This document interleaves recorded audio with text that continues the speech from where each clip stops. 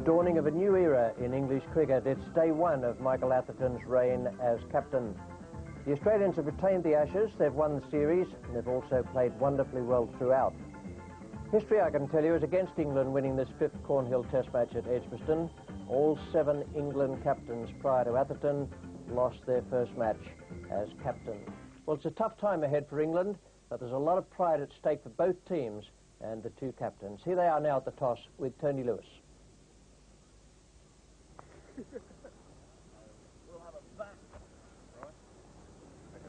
Morning, lads. Morning, Mike. Congratulations, won the toss. Thank you. What are we doing? We're batting. It looks a reasonable wicket, so I'll have a first use of it.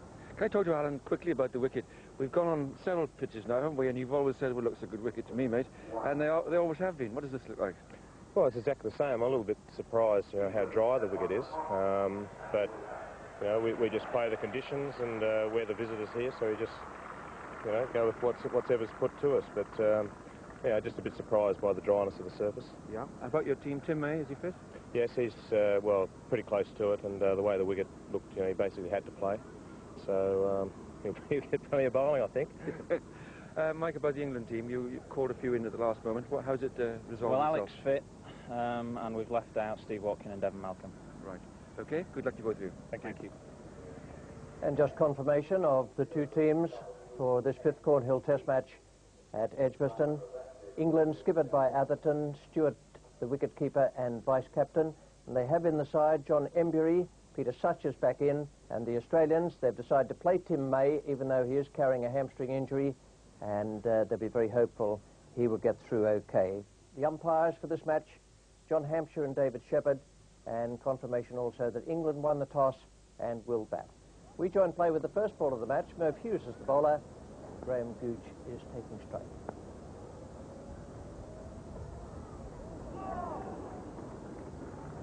That's a good ball to start with. Now, Graham Gooch's feet not really moving there, just a very slight step forward, and you saw the extra stride after the ball had gone.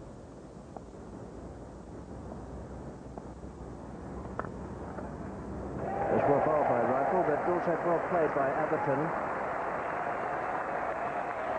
Kept the bat angled nicely and ran it away all along the ground, way down to third man. 5 for no wicket, 4 to Atherton, and the other one was a no ball.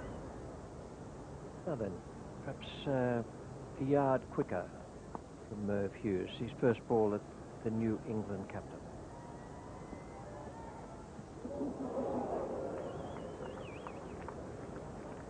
You see, Richie, you'd have been on the back foot waiting for that hooky before, wouldn't you?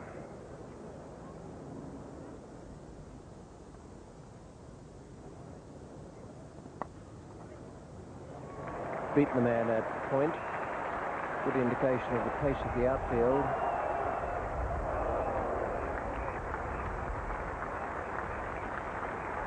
The outfield is quite fast. Gooch has taken 3 from that. Shane Warne was the man doing the chasing.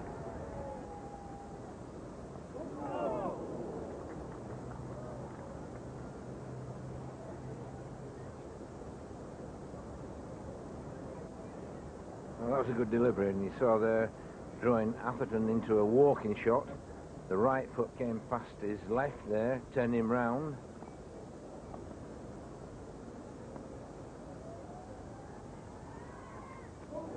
And he's gone. Graham Gooch has gone, and once again, Paul Rifle has got the ball in the right spot. Gooch had to play at it. It swung away. Rifle's been a little wayward so far this morning, but this over, a little bit more on the mark. That was a long way from his body there, Gooch, and pushing at it. It was a good outswinger. He got the ball to go nicely, but I think when Graham watches that on television, the replay, he'll be a little bit disappointed at having played at that delivery. But certainly plenty of swing there for Rifle. He can get the ball in the right place. He will pose problems for the England batsmen. Robin Smith is a new batsman. First wicket down for England, having won the toss here at Edgbaston.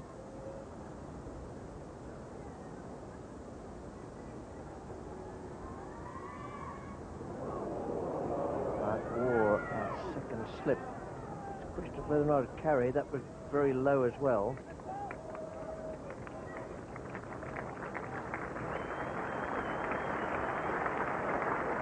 Now, a good delivery again from Paul Rifle, getting the ball through it, swinging away again. Smith driving through it. Just dropping short between the slits.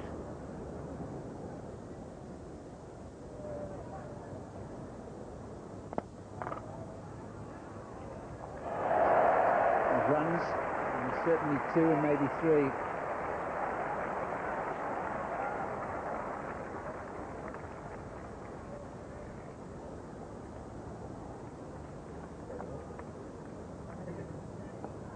Rare fielding error, but mid-off was wide. Slater. Nicely played by Atherton.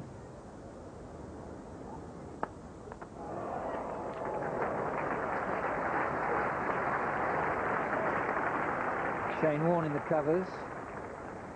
Well, that really was a flashing drive by Robin Smith. It was wide, he went after it. Great stop.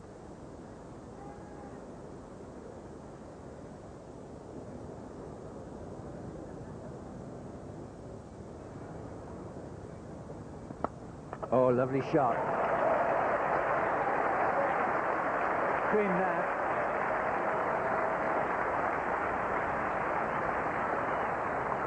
Second bound of the morning, both of them to the England captain. Top class off drive.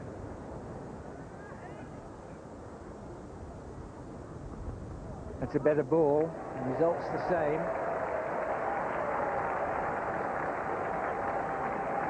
Sumat swung perhaps as just a little bit of movement off the seam.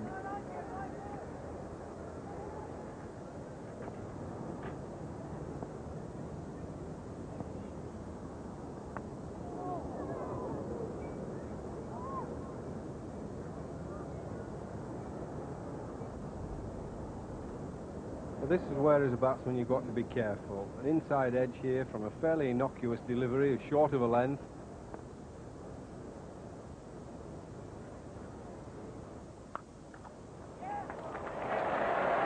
Robin Smith at his best. His first boundary. In such a positive mood. He's slightly short of a length, outside off stump, and bang.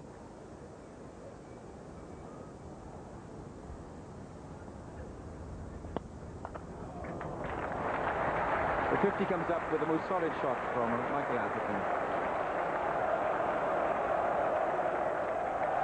That's a good chase, but all in vain. Really firm clip, straight down the right.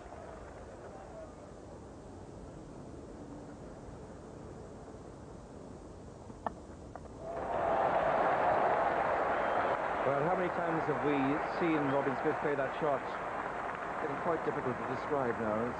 It looks so automatic, and yet it's quite an outstanding shot. Yes, it's probably his best shot, the square cut. He really does hit it hard. Anything just short of a length, and he's very quickly onto it. 64 for 1, England batting first here at Edgbaston.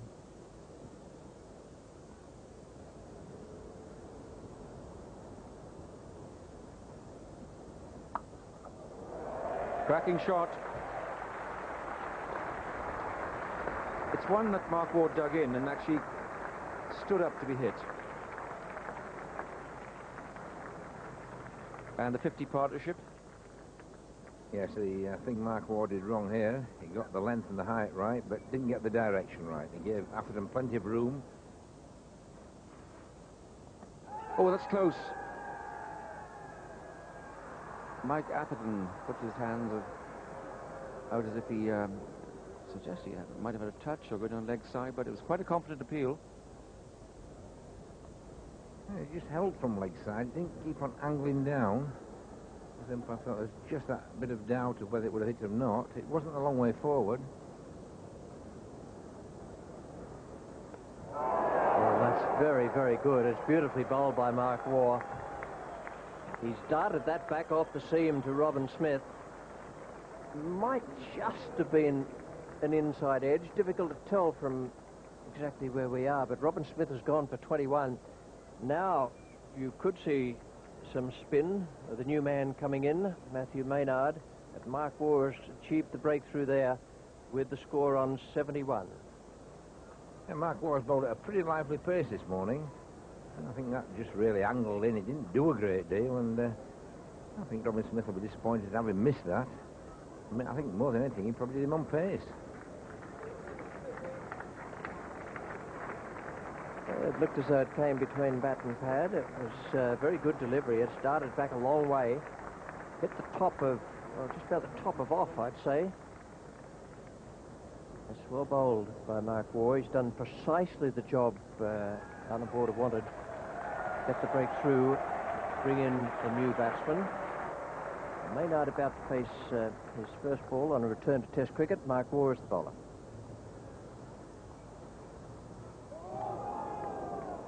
Good delivery.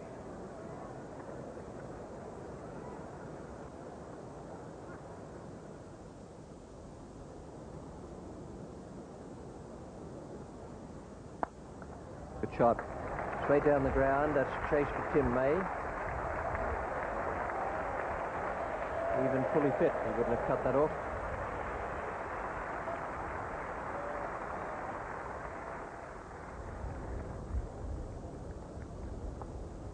It's going to be Tim May now, bowling off spin. Maynard is taken straight.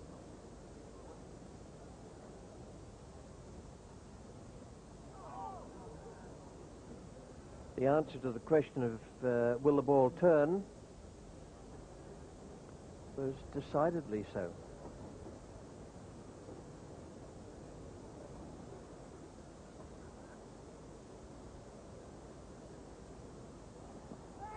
Steve Waugh. Yes, he's gone. Maynard has gone. That's brilliantly caught. A splendid catch by Steve Waugh. And Tim May has struck in the first over. He's bowled. Maynard had his back to us here, so the replay may show if it was inside edge onto pad and then away out to silly point, or if it hit the pad first and then the edge of the bat. There's definitely some turn there. It was a brilliant catch by Steve Waugh. It was very low, it went quickly, and he had to dive forward on it. Excellent catch. A terrific start for Tim May, but not much joy there for Matthew Maynard, out for a duck on recall. 76 for 3 now. Drama in this first session, and Alex Stewart is the man in. Great shot. That drifted away from the right-hander, but he followed it and really gave it some hammer. And if you want to dominate the opposition attack, that's what you've got to do. When the loose ball comes along, you've got to put it away. Good shot. Beautifully played by Stewart.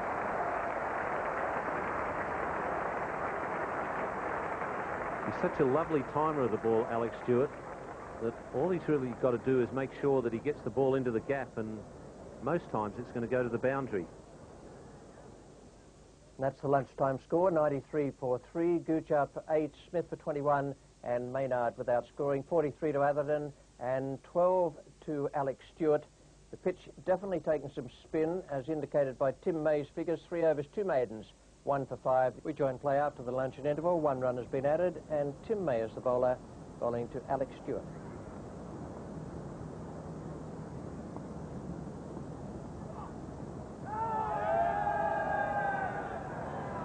Ambitious in one way, but if no shot was played and the bat was held back, then every reason to shout. Yes, this ball went through and hit him on the back leg. If you watch it, look, that hit him on the back leg. Now, if he's hiding the bat behind the pad, then he's not really trying to play at the ball. That's a lovely shot. He's one of the best timers in English cricket. That's 4 runs. Brings up the 100.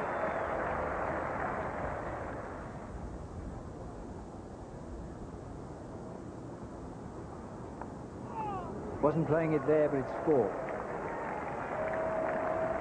Well, that was beautifully bowled. Full credit to the bowler. Lovely flighted, drifted away from Michael Atherton, tempted him to drive.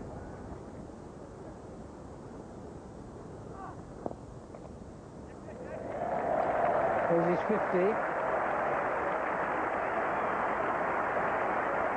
Not without its problems, but captain's knock indeed. 106 for 3, Atherton 50. 14.50 for England.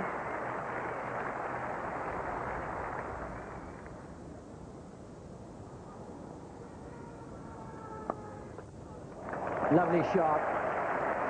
That's glorious.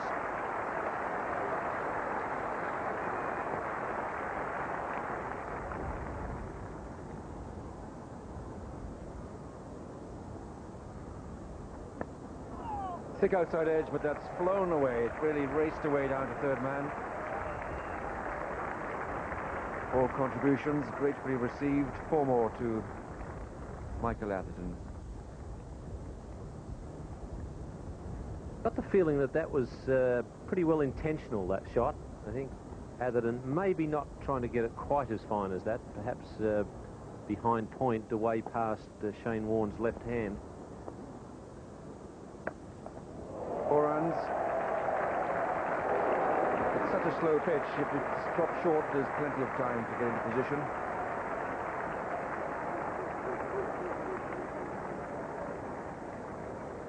That's where the England batsmen have been picking off Warne throughout this series. The short ball.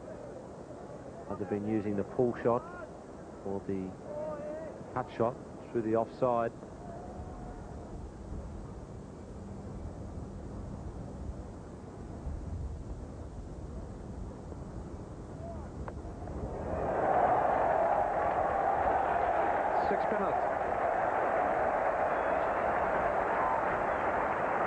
Full toss and a long way down to the mid-wicket boundary, although there is a rope there which dragged the boundary in. It went straight into the crowd.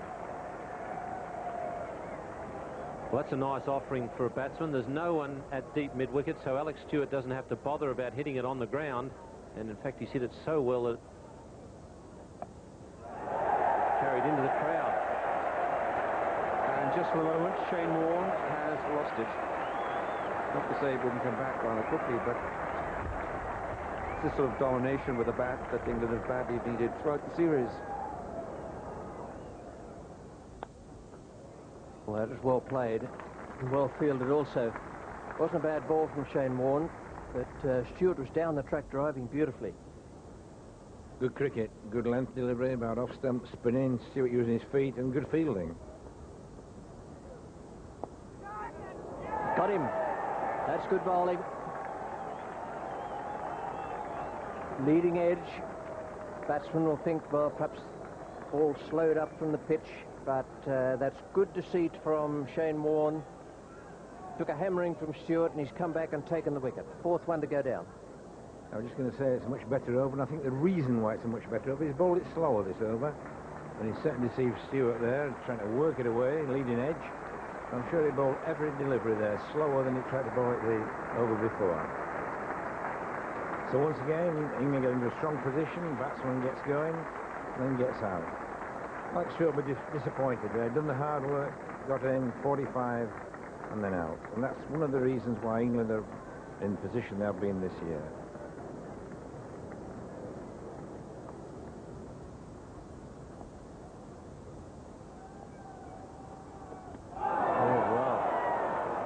I think that kept a little low. How low, we won't know till we have a look at the replay, because we're watching with the naked eye from behind here, but the England skipper has gone for 72. Rifle has got through his defence with a ball that was appreciably quicker.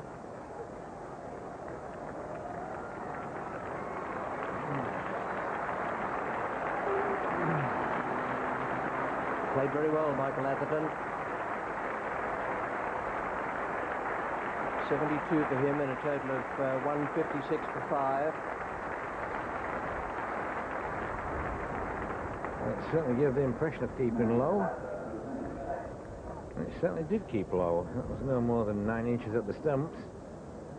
Completely beat Atherton on height there. It was about, well, I suppose, halfway up the stumps, and it certainly was a bit quicker than anything else he's bowled in the last couple of overs. Now, if he was holding it back and then really gave it the bazooka treatment.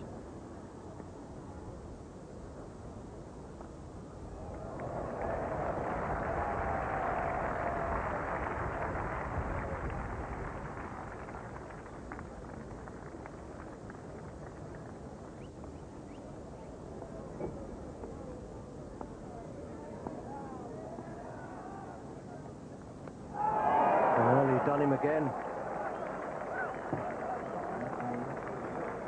That had nothing low about it. Looked as though it beat him, got through his defence in a way that he couldn't understand. As Nasser Hussain stood there and kept the straight bat in front of him, looked as though the picture without words was actually saying, how on earth did that get through? Now we'll show you. Well, that was what you call a pretty good delivery. It's roundabout off, went a bit like a leg break, clipped the off, and you couldn't really grumble at being bowled by a ball like that. Absolute Rosner. Oh! Well, that's bravery if ever I've seen it, not from John Hampshire, but from the batsman, to pad up to a ball that looked as though it finished up on the stumps.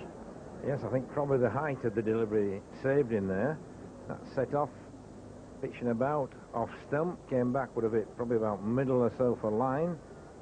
Possibly the height just saved him, but it was very, very close.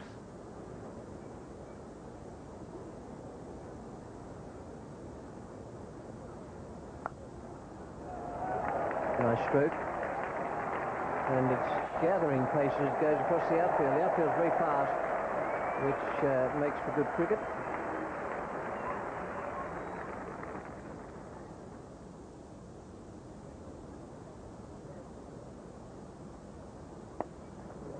Thorpe got it. May well have picked it also. Certainly as soon as it became short, he was in position for the pull stroke, and it was the top spinner, or the flipper, from Shane Warne.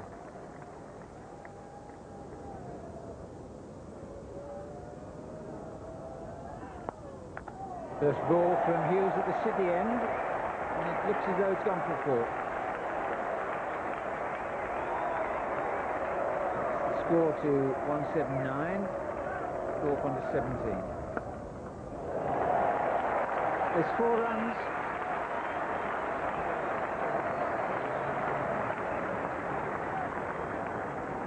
Well, every time Shane Warne has pitched short, first Alex Stewart has smacked him over mid-wicket. And now the left-hander, Graham Thorpe, he's picking him off the short ball. Good cricket, sensible batting.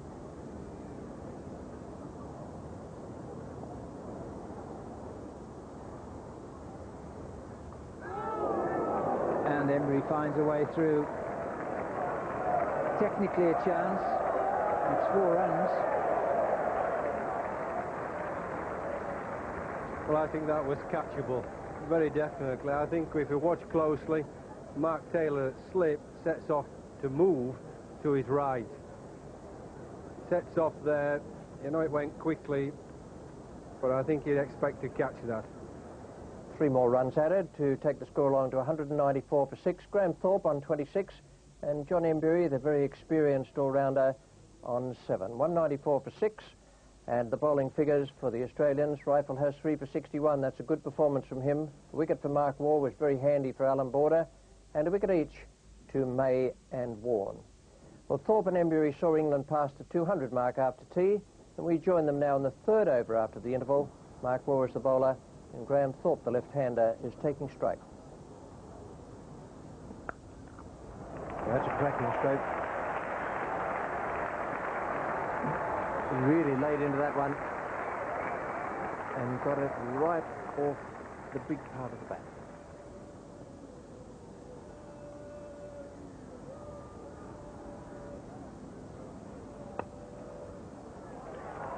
Good shot. And to get 2 for it as well.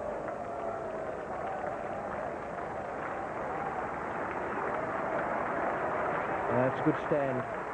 Just at the right time, just when if the Australians had broken through, the day would have been a disaster for England, and Thorpe and Embury have added a half-century partnership.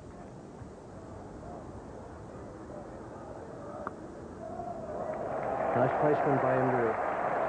And pretty good timing too.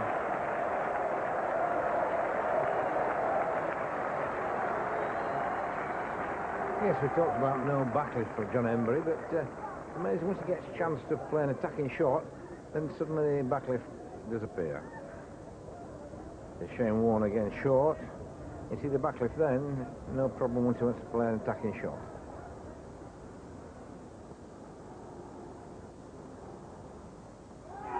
Oh, well, he's gone.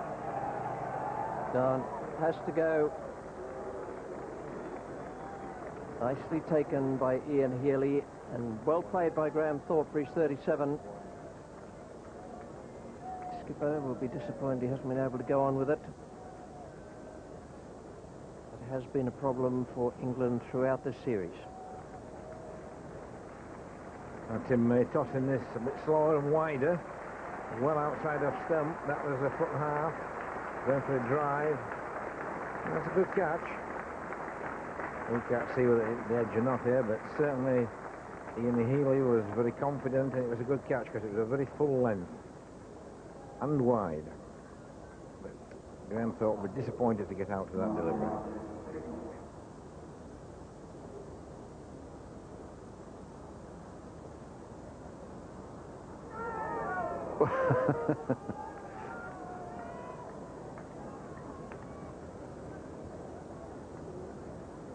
He gets a leg by there. I'm not sure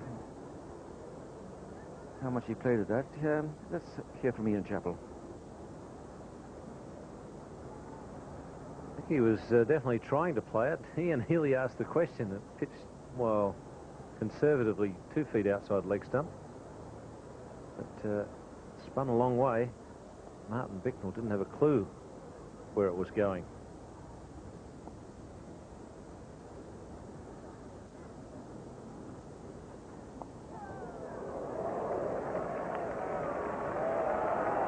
Deceptive little shot. Everybody in the cover area was on the alert, but the thick outside edge brings John Embury 3 runs. Actually, it was quite well played in the end, because I think Embury was going to have a real lash at it and try and slap it through cover point. Then at the last minute, I think he changed his mind, realised he'd been beaten in the flight, and just held back a little bit on the shot, but didn't carry far in the air. There you go.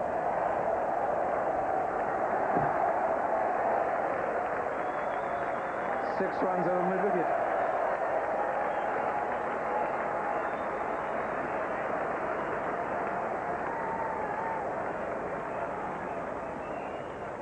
That's the good thing about Embury's batting. He might look as though he's totally intent on defence, but you give him something there that he thinks he can deal with, and he puts it away. Getting to it on the full, timed it nicely, and just managed to clear the rope. Little short arm jab. This is the infuriating part of Embury as far as bowlers are concerned. You think he can't pull, and then he does a stroke like that.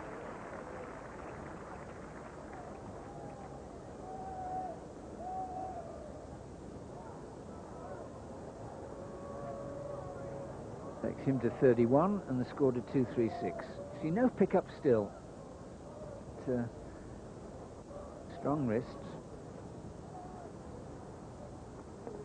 Here's the shorter one, and this time off the middle. That's 4.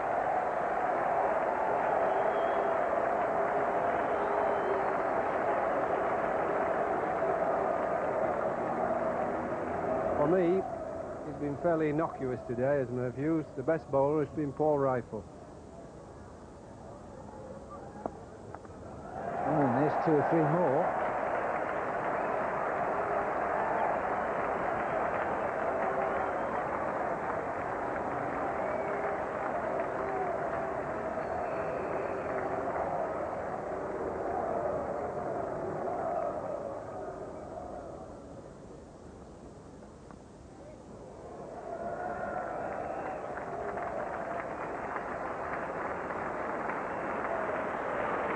That brings up the 250.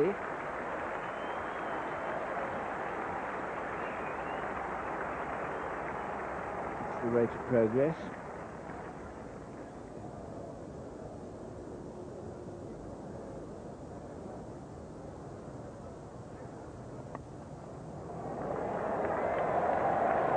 Worth 4. Takes him into double figures. Every over he looks as if he's going to get a wicket, Paul Rifle. An outside edge. Good luck for England. It went for 4 and for Martin Bicknell. That is a beautiful delivery, because it might be just a touch wide, but Embury is covering the off stump. It's another one of those wicket-taking deliveries. Pitched, left the batsman. He's kept on doing that all day as Paul Rifle. He's bowled well enough to get 5 wickets.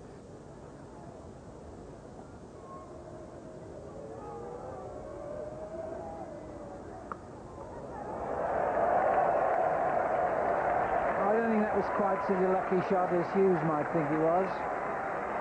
Probably playing it squarer, but there was enough of the uppercut in it. Yeah, it's a little bit of luck here for John Embury. He's trying to hit it over the gully area. Gets a little bit more top edge onto it than he perhaps wanted, but he'll take it because it went for 4. 262.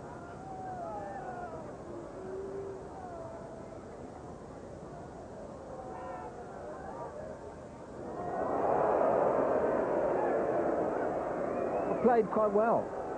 It was indeed. Any batsman couldn't have played this better. Watches the ball, sways inside, and just at the last minute turns his head away.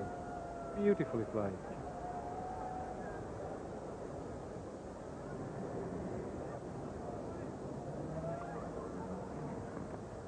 Got him.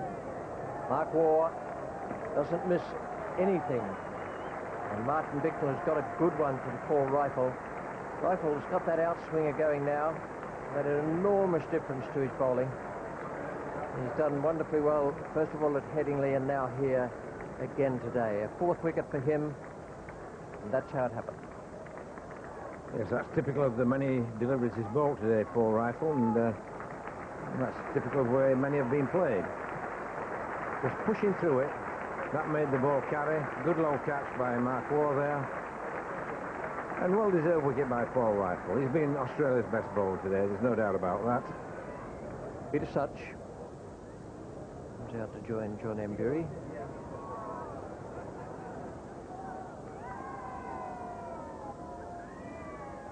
Oh, there's no doubt about that. It's a good 5-wicket haul for Paul Rifle. An excellent spell of bowling from him to add to the ones he produced earlier in the day.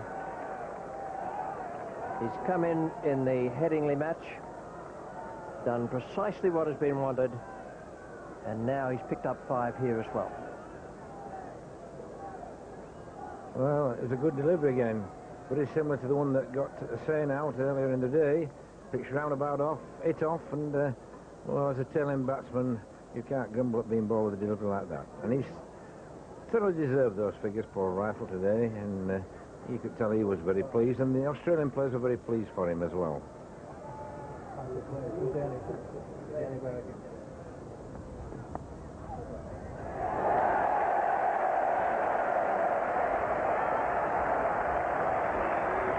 might have got back for 2 there, but couldn't make it. Shane Warne has got round in time, but John Embury has a half century. That's a very good innings. 268 for 9. Yes, and I'd like to add to that, the England captain's applauding him. He's in a splendid performance. And he really has fought, very gutsy.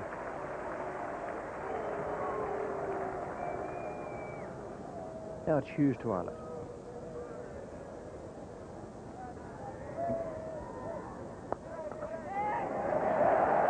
Well, they might get 3 there to give Embury the chance of the strike again. He's urging Ireland on. That's good cricket.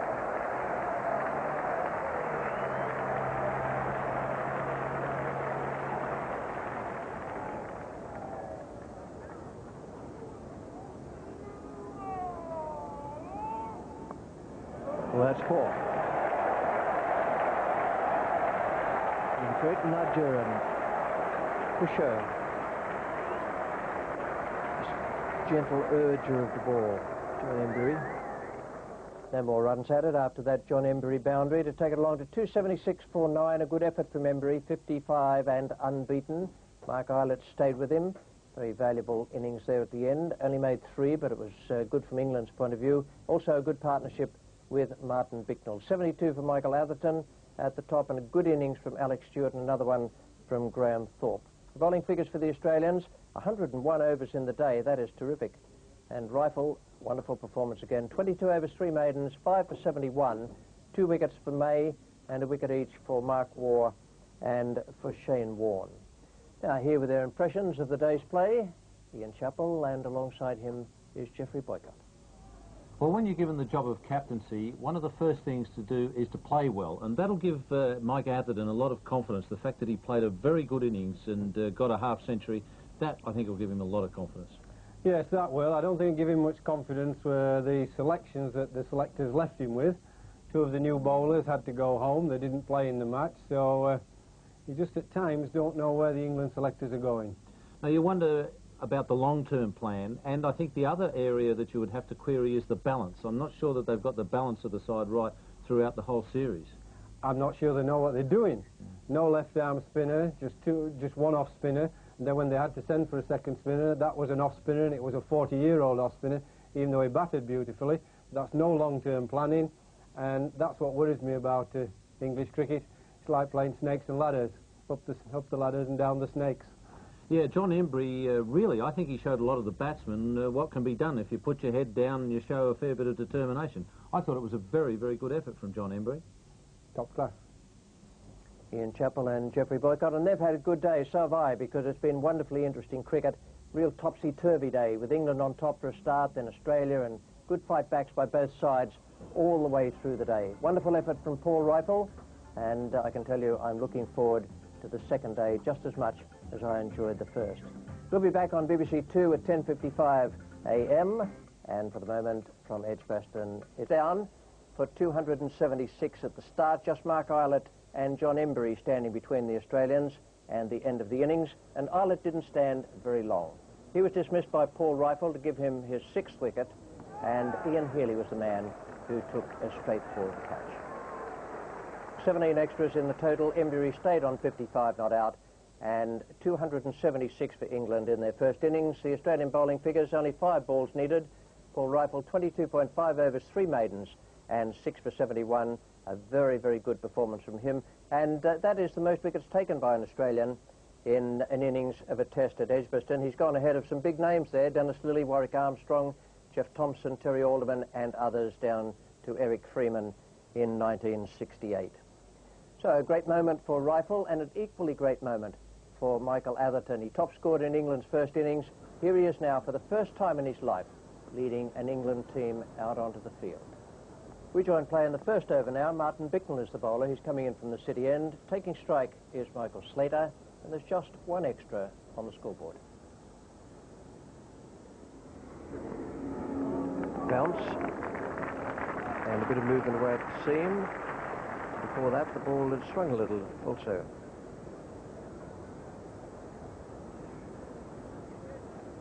Yes, he'll be very encouraged with that.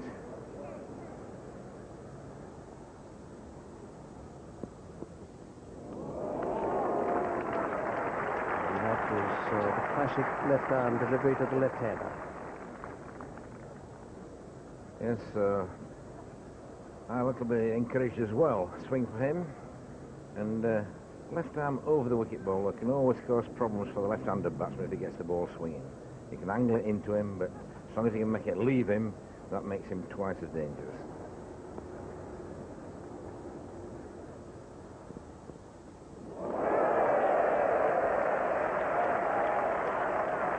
That's quite a good bounce.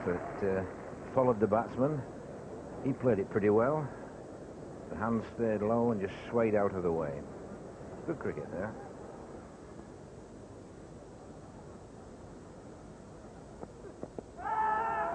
Well, he got well forward and may well have got outside the line, but Bicknell's movement back into Taylor's causing him problems. Well, he might not have got the decision, Martin Bicknell, but he certainly bowled well. The ball was certainly worth a shout. Threw the batsman forward and it was going back into him. But he did get forward. That always helps the umpire err on the batsman's side.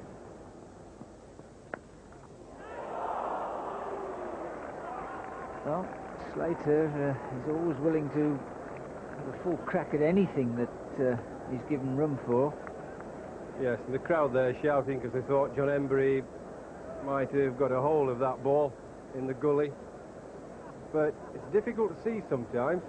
You crouch down and therefore your eye line is very much in the crowd at mid-wicket.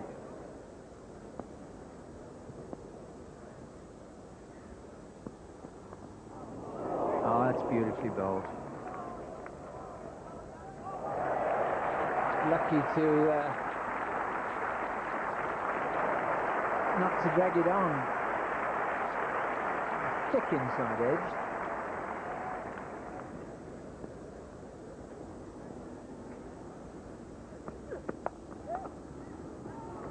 Change ends, which Mark Taylor wanted.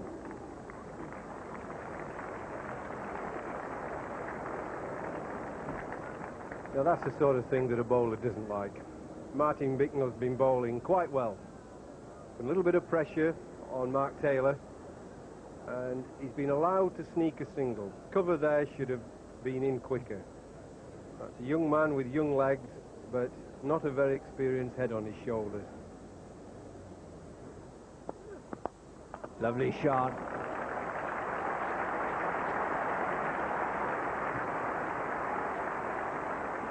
And that's the benefit of rotating the strike. That sneak single got the left-hander away. Suddenly Martin Bicknell had to change his line to a right-hander, and the first ball was a juicy half volley.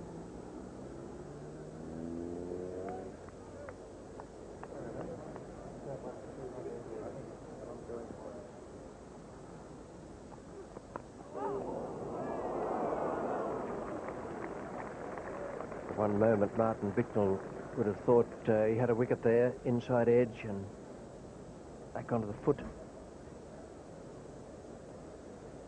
Yes, probably the foot just saving him from knocking it onto his stumps, but hard work for Mark Taylor this morning, and also hard work for Martin Bicknell. He's having no luck either.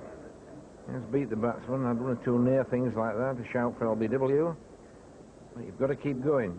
Suddenly it changes, you get a couple of wickets in 2 balls, and it's all back on even keel again. Taylor's played that well. Doesn't always play the hook shot.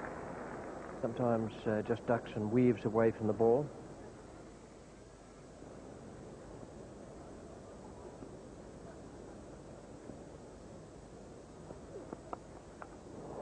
That's a good solid cut from Taylor. He's a very patient player, good stroke player as well. And he's waited now for these 2 overs to pick 2 boundaries off Martin Bicknell. Former England captain there, and I'm sure Mike Atherton might use him before the day's out.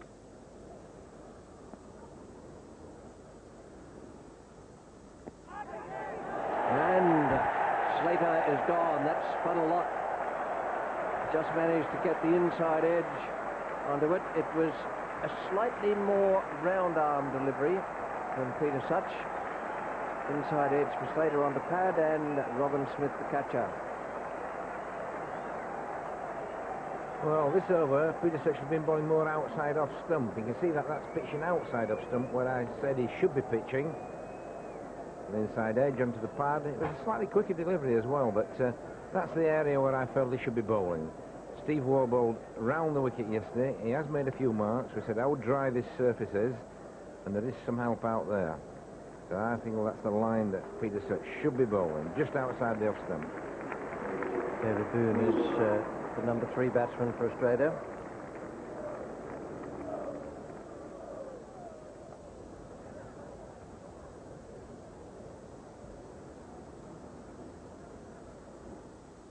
Oh, look at that. Out.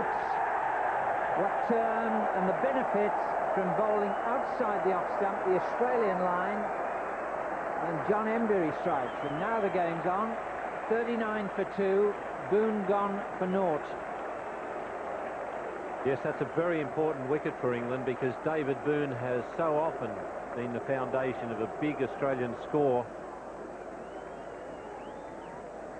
That one has turned quite sharply and caught David Boone on the back foot. Absolutely no doubt about that one. John Hampshire raising the right finger. Boone gone for a duck. It's 2 for 39. Now Mark Waugh. And coming in, well, it's an unusually difficult time for an Australian number 4. Just look at this again. Now let's have a look at it for height. No problem there for height. David Boone does have a preference for playing the spinners off the back foot. There's the turn again. Everybody's excited except 2 people, the batsman and, more important, umpire Shepherd.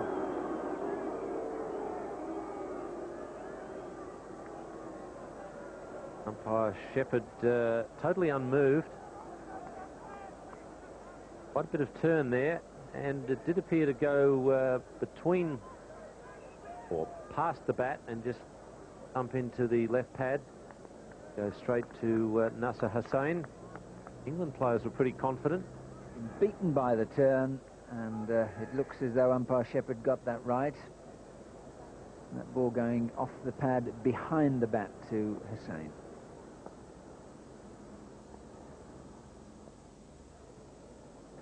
Mark Waugh away. 42, 43 for 2.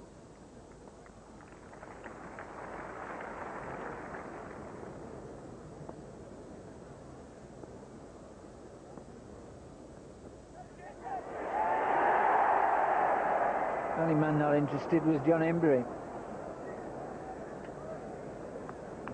I think Alex Stewart also knew. He rushed around, but you'll notice that once he catches it, absolutely no appeal.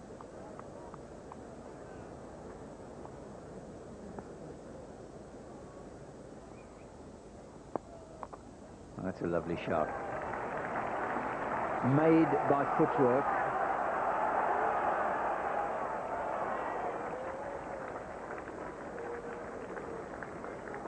Nice little battle going on here at the moment because Embury has just moved the fieldsman away from short mid-on and put Maynard in at leg slip, and it's exactly in that mid-on area where Mark Waugh has played that ball to the boundary. Brings up the 50. Well, now then, it's one of those that would have been probably a reflexive blinder. Would have been a blinder. Looked to me like it went right into the breadbasket. Certainly could have been a blinder if Smith had copped it in a vulnerable part there. No more runs added to take it along to 52 for 2 at lunch on the second day of this test match, with Taylor on 17 and Mark Waugh unbeaten on 9. Bowling figures for England: Bicknell 9 overs 4 maidens, none for 17, Eilert none for 14. The wicket each to the off spinners: Peter Such 1 for 7 and John Embury 1 for 11. We join after lunch in the 4th over. 8 runs have been added. Peter Such is the bowler. Mark Waugh is taking strike.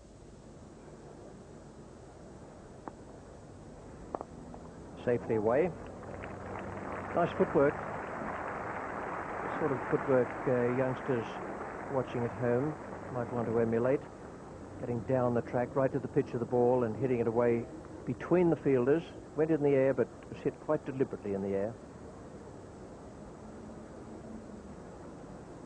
The skipping movement, 3-step movement it is for batsmen. Some batsmen like to, talking right-handers now, bring the back foot up behind the, which is the right foot in that case, behind the heel of the left foot.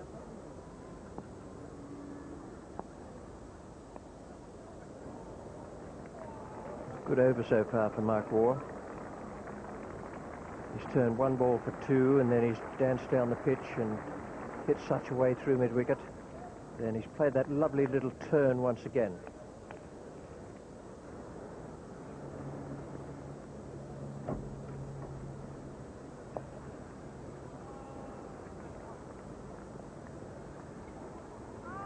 Have to go. And umpire Shepherd has called to the screen. The third umpire. And now John Embury, the bowler, is down clapping. He reckons from that end of the pitch it was out. Have to wait and see what the third umpire says about it. But it was pretty close. Very good piece of work by Matthew Maynard. He was not only quick to get in and get to the ball, but he got rid of it quickly and accurately. It's a very good position to throw from. Accurate throw, and Stewart gets there in time. So Mark Taylor's going to be on his way. Yes, he's been given by umpire Shepherd. Excellent piece of work from Matthew Maynard. Brilliant fielding, and I'm not sure Taylor will be able to forgive himself for that. He's batted for so long without taking any risks, and now all of a sudden he gets run out. And he only had, well, I was going to say one person to blame. He had two to blame. But we might even put Stewart in there as well. But certainly Matthew Maynard was partly to blame for it with brilliant fielding. Stewart a good take, and Taylor himself for calling for the extra run. That brings Alan Border to the crease at number 5. Alan Whitehead is the third umpire. He's the man who looked at the television screen and decided that Mark Taylor was just short of his crease. 3 down now, Taylor for 19, Slater for 22, and Boone without scoring.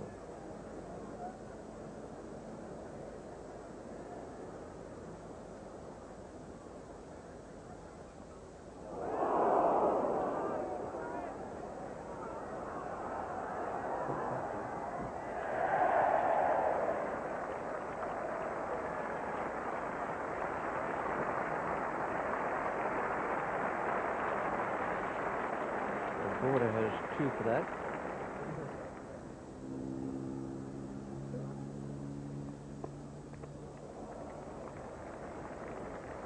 Just a little looseness in the attack occasionally here with Embury and such, but they're trying to spin the ball as much as they can. It's understandable that they'll bowl the occasional loose one.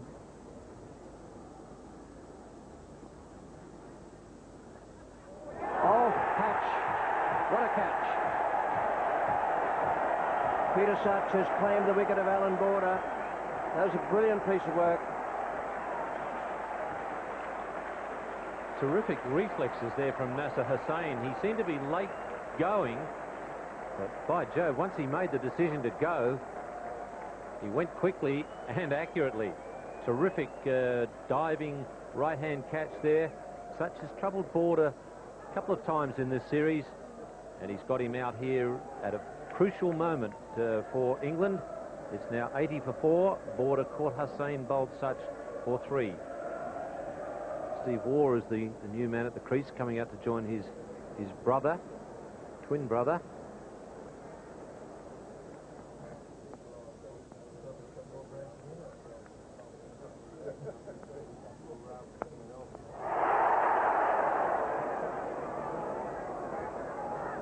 Beaten in the flight there by Such.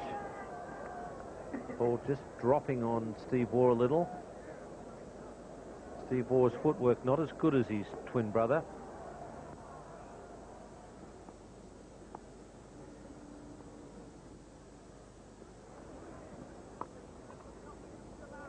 Well, Mark Waugh's played that cleverly. They put a man there to cut off that little stroke he played off Embury in the last over, and he quite deliberately hit it forward of point this time. That's clever cricket from the Australian right-hander.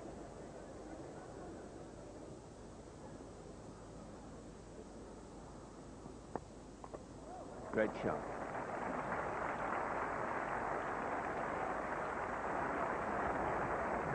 Yes, it was not only a good shot, it was good cricket. John Embury tempting Steve Waugh to cover drive against the spin, but he got right to the pitch of it. You saw it turn, the puff of dust. Yeah, he still spanked it through the covers.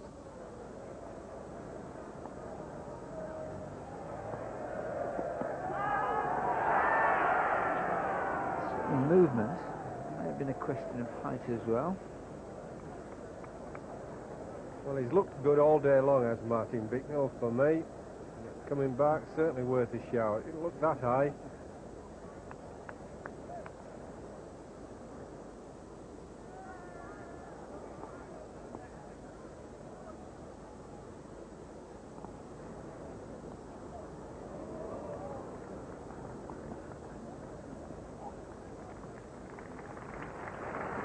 And a half century for Mark Waugh. So he's been very consistent in this series so far, but he hasn't yet been able to go on with it.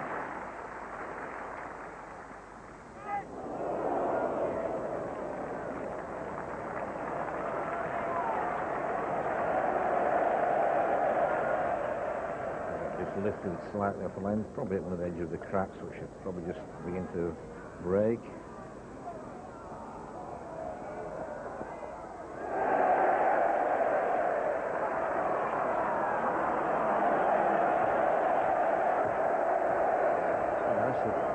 Martin Bicknell to inquire if Steve Waugh is okay.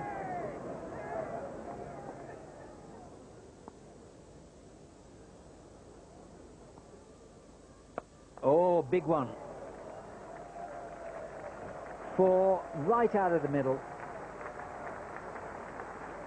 That's what Mark Waugh says.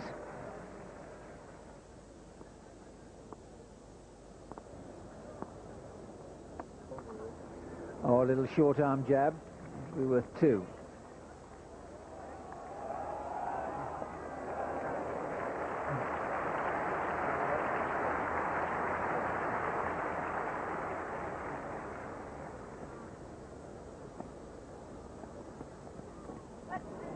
Now, often we've bemoaned the lack of a leg gully, backward short leg, call it what you like, but this was an instinctive jab from Waugh, and just look where it went.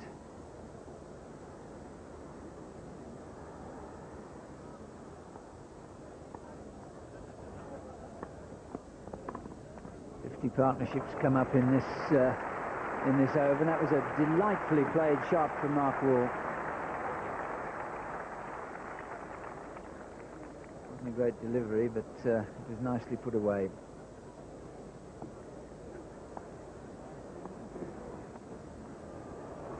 It's a terrific shot. It's not great directional bowling, but that is batting artistry. Yes, he can't bowl wide of off stump on a slow, dry turning pitch without a third man. He needs some protection down there. Oh, it's a good shot. They've been looking for that. Needed footwork to get to it. Brings up the 150.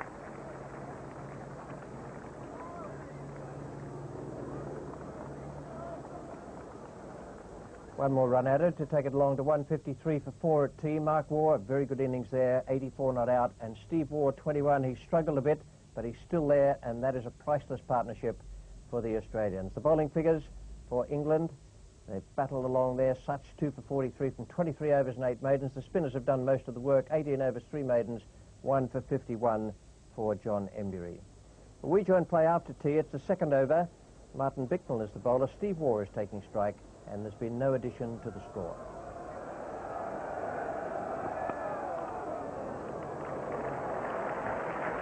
There's a touch of irony about that. Before tea, Martin Bicknell gave Steve Waugh a working over, both with the eyes and I suspect movement of the mouth, and with the short pitch deliveries. Steve Waugh took it, and first ball after tea received from Martin Bicknell. He smashed it away through the covers.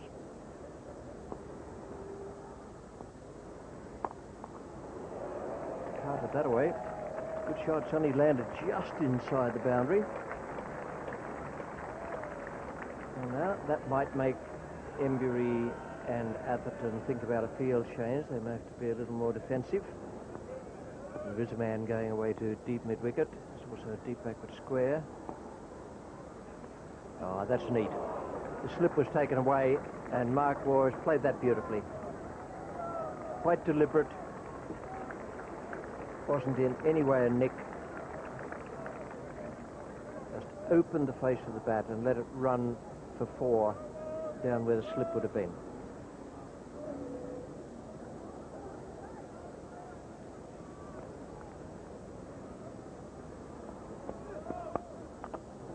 Nice stroke again. That's 2 good boundaries by Steve Waugh off Martin Bicknell since tee. Waited on that one. It was a slightly slower delivery.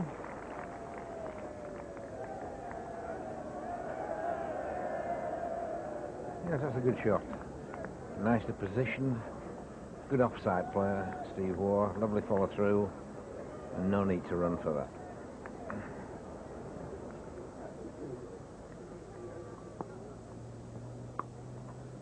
He's just given him a bit of room there. It was a fraction short. The 3 for it. Oh. Well.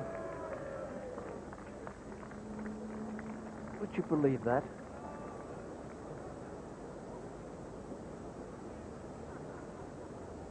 Really would have a dash at 2 young fellas in school if they did that sort of thing. Hello. Yes, I think there's a bit of... Get out of the way, our kid. If it wasn't tight, else there'd have been a bit of trouble. If he makes the other 4 runs for his 100, he has to go on as far as Australia's chances are concerned. Someone for the Australians has to make 150.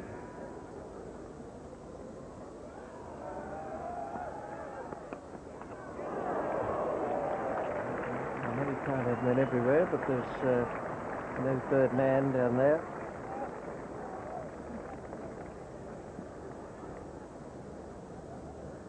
Well, that was a real flash on the up. It wasn't a half volley. You see that just really hit through it, gave it everything. Didn't quite middle it, but it sped away to the squarish third man boundary.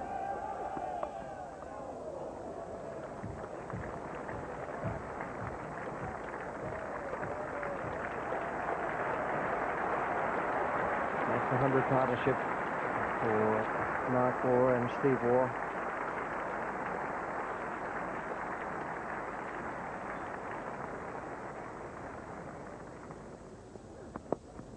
Shot. That will be the 100 for Mark Waugh. Beautiful innings. Wonderful knock from him. He's played very well throughout the series. First time he's gone on to 3 figures. And thoroughly deserved.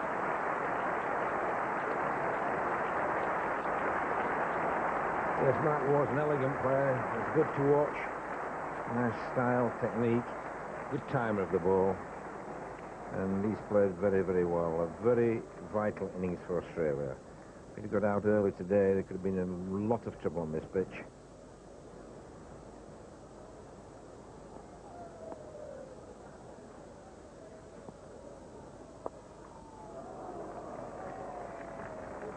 Nicely put away to the boundary, and Mark Waugh now is picking any loose ball off. He's missed very little all day, and it's been a super innings.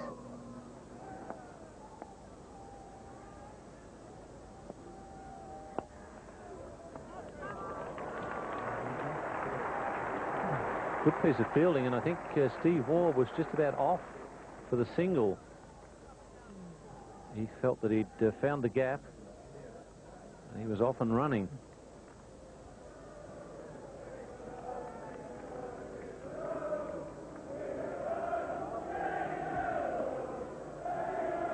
.200 up for Australia. It's coming the 79th over, and the partnership now worth 120.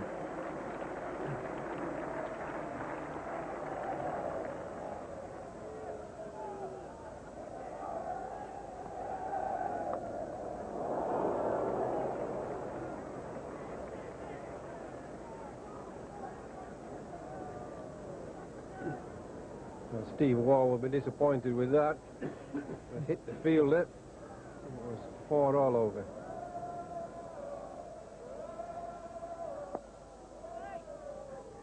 Oh, it's nicely placed. It'll be 2. Gooch after it. Oh, this is good running.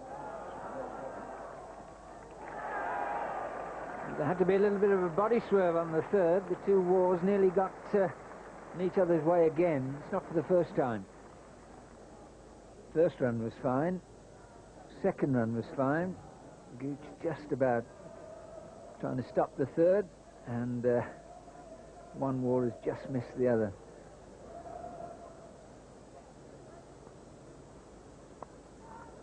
That's beautifully played. Just give him a little bit of room, and he'll thrash it away past point. Another very good stroke from Mark Waugh. Takes him on now to 115.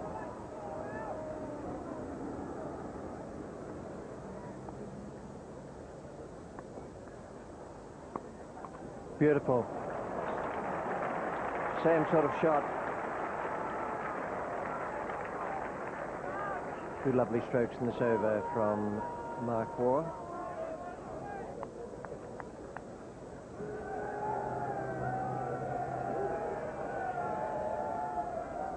Alert. Good alert cricket from Nasser Hussain. Well, he's fielded well all day when he's been at first slip. Had a beautiful catch as well.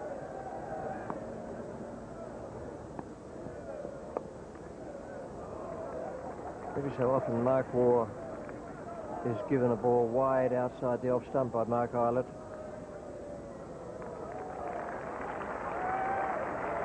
And he's made full use of them today.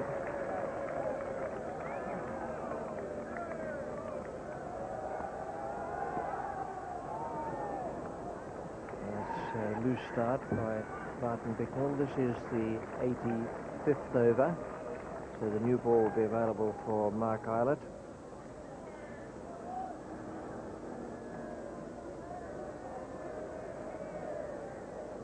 Well, this is where Mark Eilert needs to bowl well.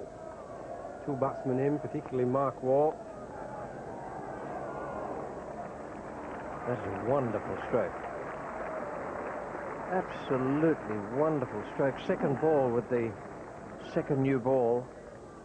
Just right about his hip, where Mark Waugh doesn't dislike the ball to be pitching, and his timing was exquisite. Yes, to be fair, it's a juicy ball to get, though, isn't it? Right on your legs, right in the slot.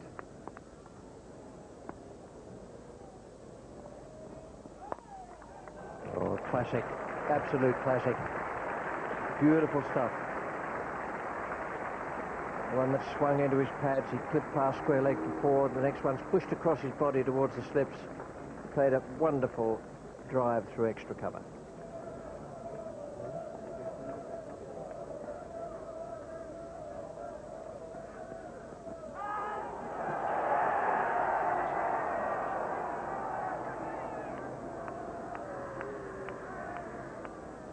Well, there was some appealing there, but it didn't look that convincing to me. It looked more a shouting hope than a real belief that it was out.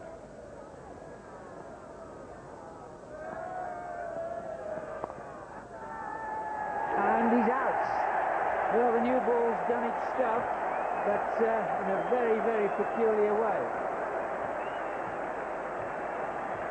Caught by Thorpe, and Mark Waugh's gone for 137, and the sort of loose shot which has ended many innings, but this one was a high-class one.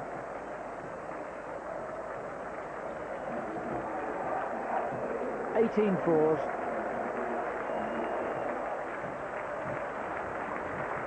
A great reception from the Edgbaston crowd, and he deserves that.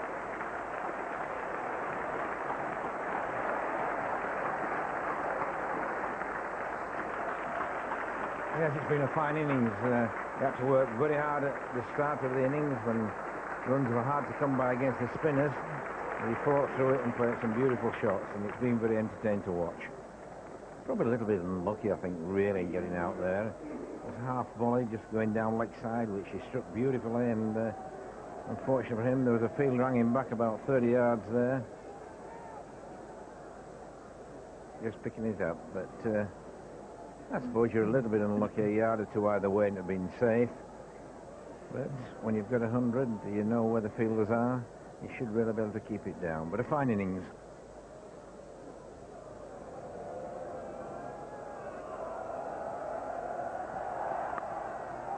That's Healy away. Now getting your sights lined up, getting the pace of the pitch. Ball wide on the up. There it goes.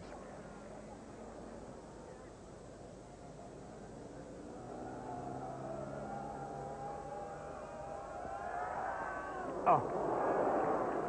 Doing as much with pace as anything.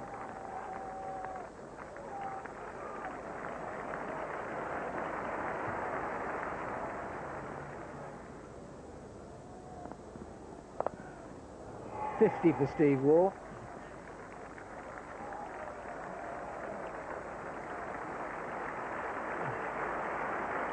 And he's done it again for Australia. Got that big 100 at Headingley, and here he is again. More important, exactly when needed.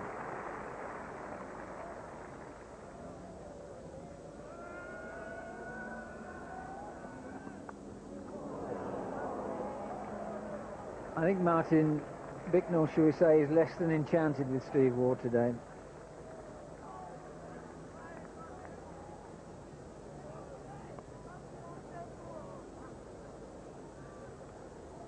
Short and wide, going for the square cut. Slight top edge, would have been a straightforward catch to second slip. Super shot. That's 4.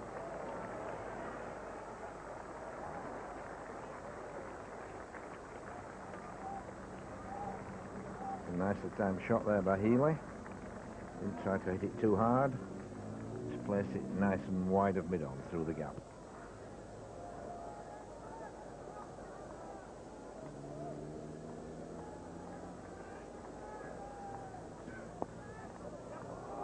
How did that carry? Reactions suggest it did. I think there's a case there. Robin Smith was stood up slightly. So he had to go down. It just carried.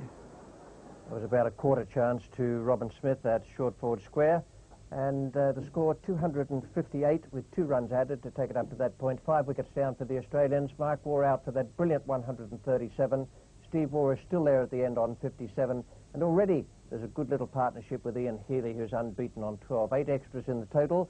And the bowling figures for England: 2 for 60 for Such, 1 for 84 for Embury from 29 overs and 5 maidens. A wicket for Mark Islet with the second new ball. And Bicknell is wicketless at a cost of 58 runs. The situation at the close of play on this second day, we've had 2 marvellous days. 276 all out England, 258 for 5 Australia. The Australians just 18 runs behind with 5 wickets in hand. And here now is Ian Chappell, and with him Geoffrey Boycott. Today was a very important day for Michael Atherton. His first day in the field as England captain, to see how he went on with changing the bowling, tactics, field placings. I thought all in all he came through it well, Ian. I thought he did an excellent job. He really, there was enthusiasm in the field as far as England were concerned. You had the brilliant catch from Nasser Hussain, Matthew Maynard producing that run out. There was a lot of liveliness about the England fielding. I thought there was rhyme and reason to his bowling changes, to his field placings. Every time I looked out there, I could see where he was trying to get some wickets. You haven't been able to see that before with England. The only black mark I could give him was no gully for Steve Waugh late in the day, and I don't think you can do that with Steve Waugh. You must have a gully for him. Yes, I like the fact that he wasn't as stereotyped as my friend and colleague Graham Gooch, the former captain. He's quite prepared to change the bowling, swap bowlers around, and I like that. I like the fact that he's quite prepared to be inventive. He's young, he'll learn, he'll get better. He might even become as good as you, Ian. I don't know about that. He won't have to do much to be that good. But he ran into also a good lesson, a great innings from Mark Waugh, and that's not easy to captain when you're up against a fine innings. So all in all, a good day for our new captain. Ian Chappell and Geoffrey Boycott with their ideas on the day's play. The Australians just 18 runs behind now, and another prospect of a terrific day coming up on Saturday, a sellout at Edgbaston, and we'll be back at 10:55 a.m. on BBC Test match at Edgbaston between England and Australia. We've had 2 wonderful days, fluctuating stuff, and some brilliant cricket. played by the players on both sides. This is the way it looks so far as the England side is concerned. Starting the third day, the Australians 18 runs behind, 2:58 for 5. It's a real tense situation at the start of play on the third day. Mark Waugh having gone for 137. Steve Waugh is unbeaten on 57. We join him now. He's facing Martin Bicknell. It's the fourth over of the day, and 5 runs have been added. That's well bowled. A full length. A little bit of movement.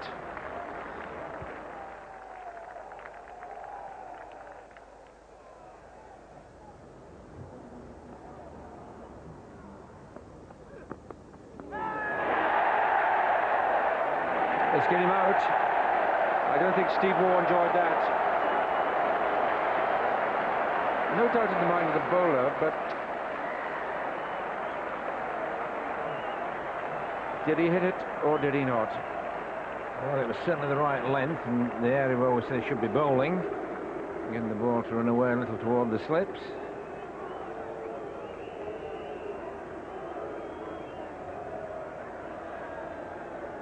Well, he was certainly very, very close to it, even if he didn't hit it. So it's difficult for us to be absolutely sure of a thin edge watching on television. Carried all right, but, well, it's one of those only the man with the bat in his hand will know about.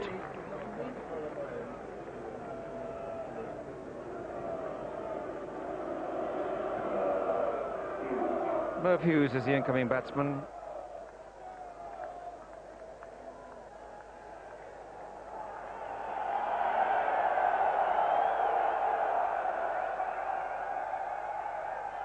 In the air, that's quite safe, and Merv Hughes is off the mark.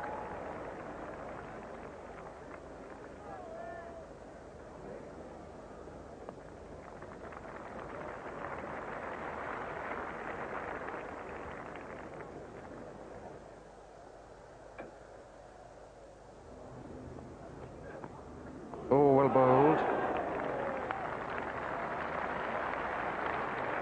Well, again, Bicknell getting the ball in the roughly the right area and getting some movement. And that really does make it seem ridiculous how he bowled yesterday afternoon when he was banging it in short. And this is what he ought to have been doing. And I'm sure that Mike Atherton's had a word with him this morning. Oh, that must be close.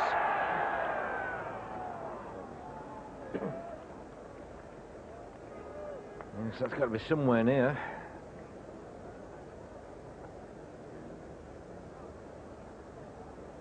Well, I think height more than anything. It looked pretty straight to me. Marvellous century scored by Ian Healy at Old Trafford, that 102 not out. Big victory there for Australia. And ominously, a couple of DNBs did not bat.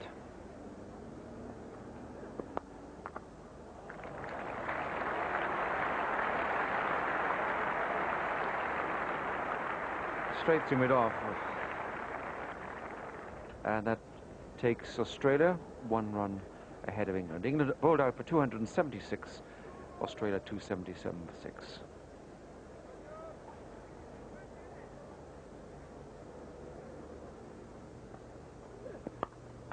Yeah, good stroke.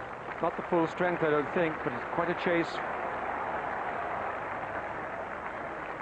Well enough timed. Such an effective player, Ian Healy. He recognises a half volley when he sees one.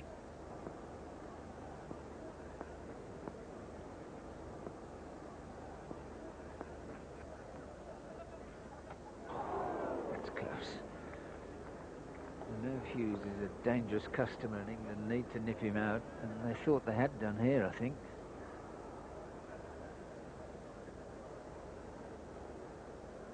It's just allowing too much room for turn. The ball didn't really turn.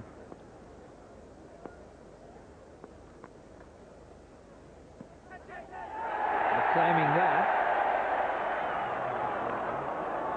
Alex Stewart there, that was an astonishing little trot down the pitch and seemed to accept the final not out decision quite equably. Well, that looks just do it at the pardon go round the back, and Alex Stewart coming rushing down here to congratulate Search. As soon as the umpire said not out, he turned around and went back. That's over the top. Don't worry about that. Umpire Shepherd's looking for confirmation, but I'll be surprised if that's 4, then it had to be 6. Well, it's just suddenly a quick whip of the bat, but in fact Gooch had been stood right on the edge. He could probably have made a catch of that. He just got in a few yards. So he has to go back, and he's struggling to get back, and he finishes over the line, but it's one of those, if you've been stood right as far back as you could go and then jumped, you might just have made the catch. Over the line, but it's one of those, if you've been stood right as far back as you could go and then jumped, you might just have made the catch. Oh, the runs are coming too quickly now, and England are getting into trouble. Every run that ticks on is one they've got to get back, and popular opinion is that anything over a lead of 50 or 60 is going to be mighty difficult to deal with.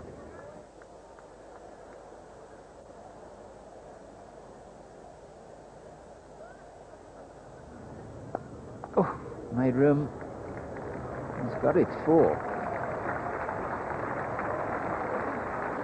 Well, that was a quality shot. Any batsman would have been proud of that. That wasn't a bad ball at all. That was really good length ball, spinning back at him. And if you watch Merv Hughes, he gets away from the ball. He watches it very, very carefully and very late onto the bat. Look at that. That would have knocked middle out. That was superbly played. That brings up the 300.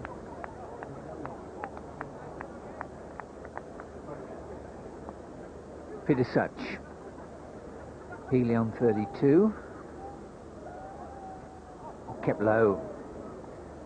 Good defeated him. It wasn't turn.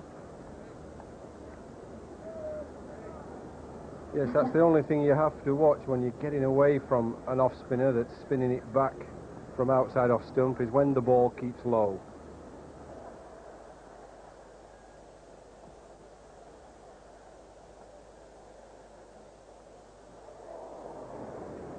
Not played there by Healy, but it's still worth 2 and maybe 3, depends on Merv. He's going.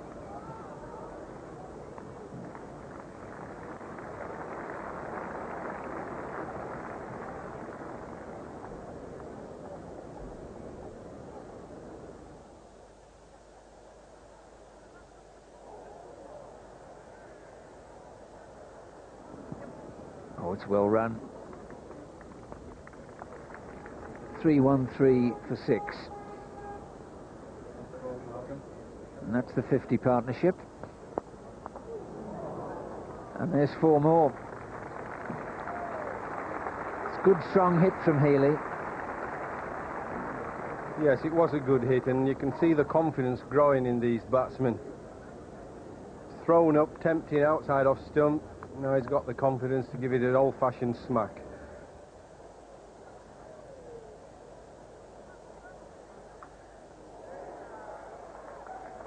There's a gap out on that mid-wicket boundary. Terrific fielding from Matthew Maynard. Covered at least 20 yards to his left. Just have a look at this, and you see the ground he makes, and he's done well to stop it. And then to get balanced and produce the throw he did was high class.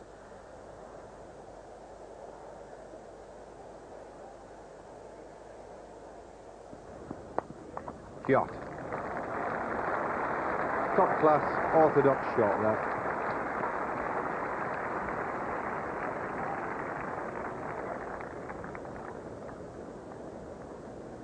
This shot is indicative of the confidence that's growing in Healy and Hughes. Safely away.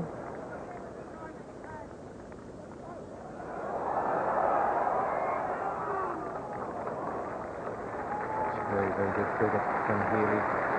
Half century for him. Top class innings.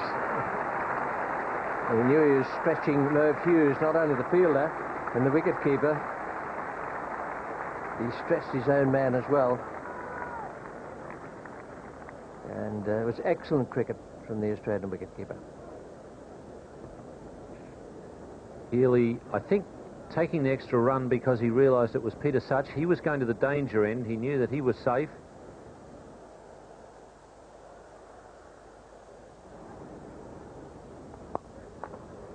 That's a good shot. He's showing a lot of common sense today with his batting, Ian Healy. Just picking off the ones that are there to be hit. There's no outfield. They've brought the outfield in for Healy and leave it out for Hughes. So Healy has just belted it straight over the top of mid-on. That is straightforward common sense.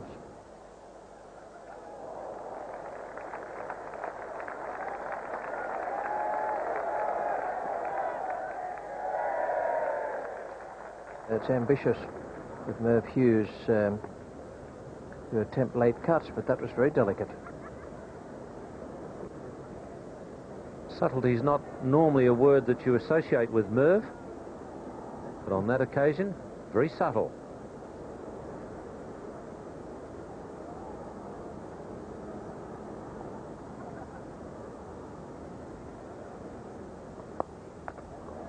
Well placed. There's good common sense batting going on out there. And a stiff examination for Michael Atherton in the face of what is a batting onslaught this morning.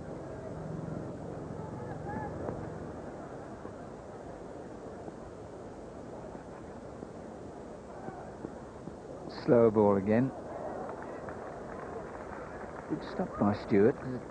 No pace on it, but it was more or less bouncing awkwardly and almost along the ground when it got to him. Brings up to 350.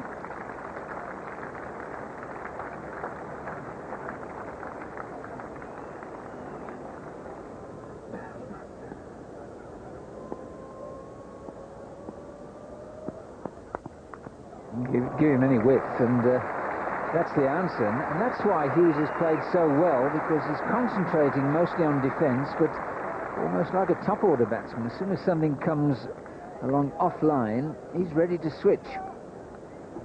Yes, he might not be a stylist, but I say he's a big, strong man, and when he makes contact, he uses that right hand a lot. You watch that right hand there. It just comes in, and that's where he gets his power from. It's 4 more, and this now is poor stuff from England.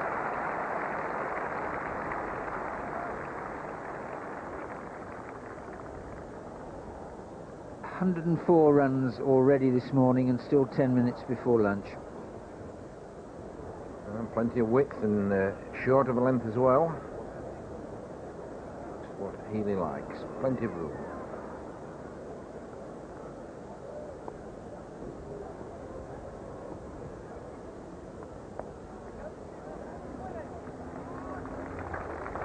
Well, that's the 100 partnership.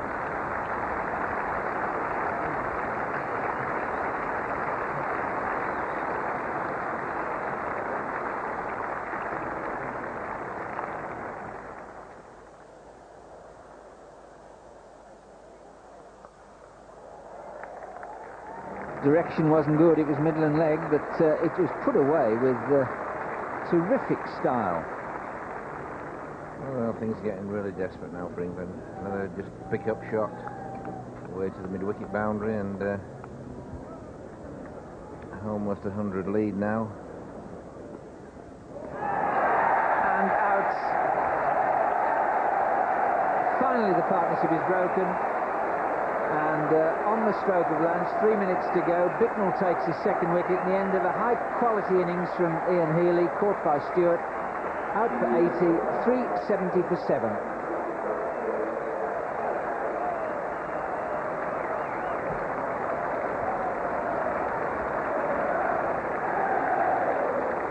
And that's a fine innings there by Ian Healy. Not only made 80, he's made them at a good rate. He's taken the attack to the bowlers.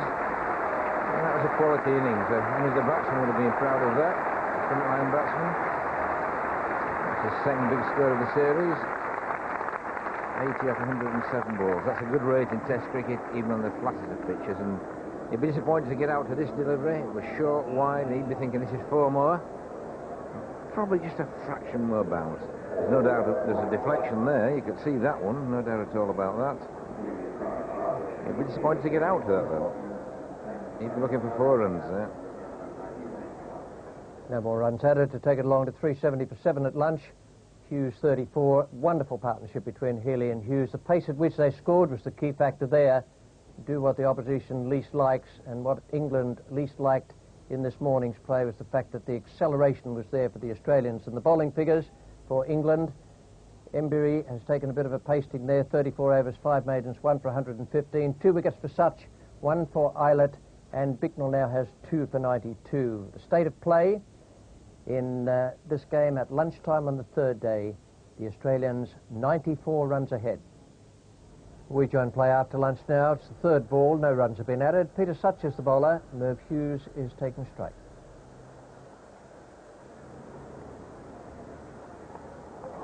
No slip, can't be any complaints. Everybody behind the microphones made the point that to go without a slip is not inviting trouble, but you can't complain if this sort of thing happens.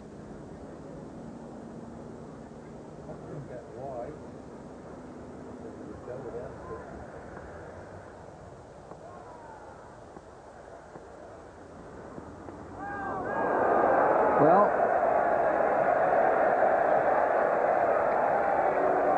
let's hit him somewhere. The crowd think they know where. Slow motion replay might help Ian Chappell to identify it. I think the inside of the right thigh, which is bad news. It's worse when it's on a cold day. Just inside the left thigh as well.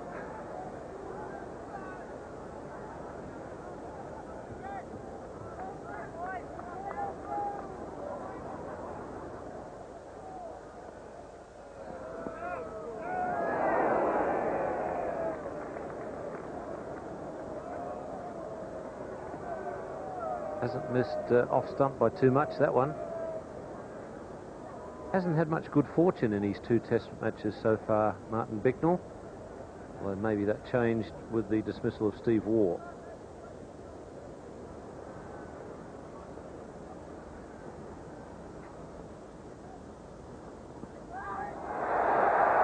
Big appeal.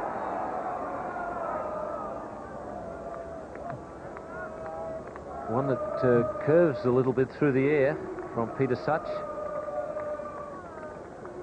But too much turn there to get an LBW decision. Bicknell to rifle. Chop.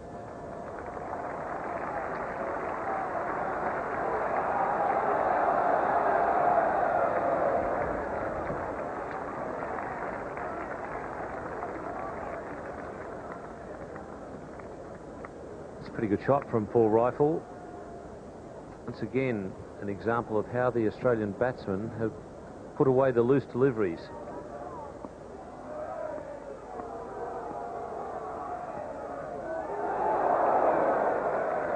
That's well bowled, and if you're going to bowl short, make sure you aren't hooked by a tail ender, make him hop a bit.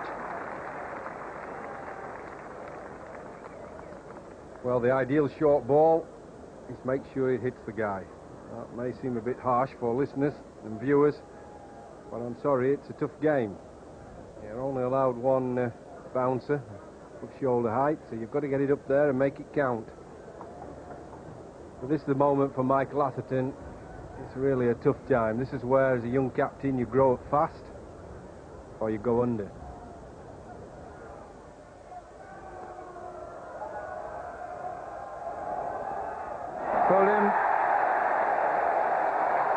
Died of belligerent intent. But a very worthy innings that by Merv Hughes. 38 most valuable runs. And he had grand designs for that. He just cast a glance there to the mid-wicket boundary. But he's not finished with this match. Yes, I wonder if the shot was born out of a bit of frustration here. He might have got a little bit of an inside edge. Yes, an inside edge there onto the stumps. England have kept it tight. Australia haven't been scoring many runs since lunch. I think it was getting to him.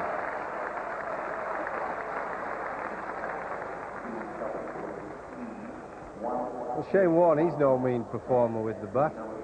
He certainly was in the league. He played for Accrington in the Lancashire League. Got a few runs there, so we've got to get him out. Don't want him hanging around.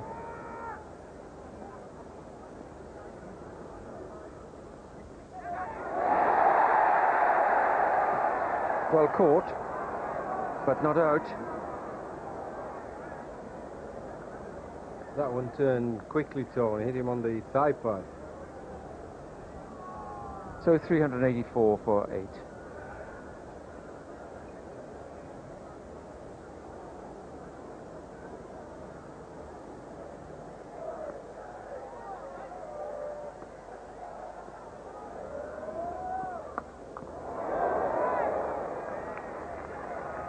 Well, I'd regard that as a pretty good shot from a tail ender.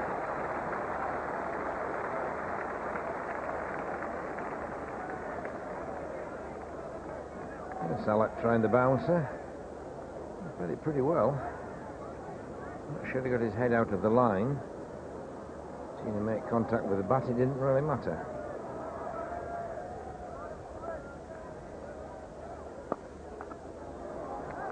Very good shot. Paul Rifle, same as Ian Healy and Merv Hughes, has selected the ball to hit.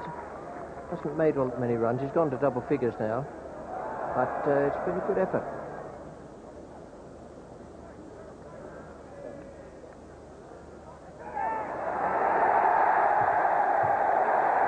Gone. Wicket. 398 for 9 now. Shane Warne goes. Little edge. John Embury takes the wicket. And success for England. Very close now to ending this Australian innings. Shane Warne trying to play the sweep shot. Back of the back glove and just a lob up, and in fact he did walk there, did Shane Warne. Umpire John Hampshire just confirming off the back of the glove. In fact, got through the shot too quickly, which you can do when playing the sweep shot on this type of pitch. Tim May, the new batsman. 398 for 9.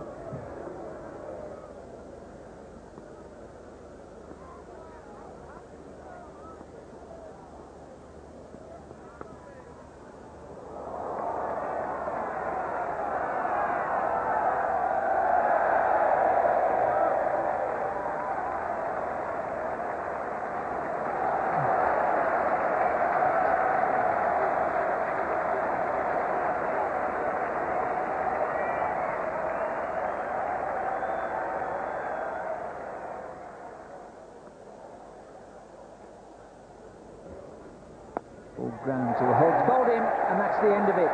Peter Such, as much a Yorker as anything, which probably spun. Rifle goes, bowled by Such for 20, and Australia finally all out 408. Yes, I'm pretty sure it yorked him. He looked to be trying to steer it. It's right up there, right in the block hole. It's turned a touch maybe, but I think it yorked him for length. He was trying to steer it. He'd actually misread the length.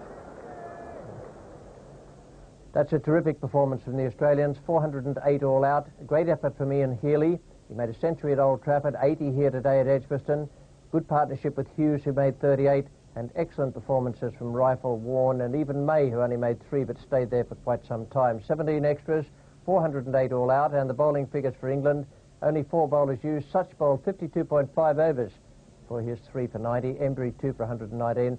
Bicknell, tremendous trier. Did a great job out there. 34 overs, 9 maidens, and 3 for 99. And Eilert 1 for 85. That's the position at the break between innings. The Australians 132 runs ahead, and I would think fairly confident. We join them now in the second over. It's 5 for no wicket. Paul Rifle is the bowler. Michael Atherton, the batsman.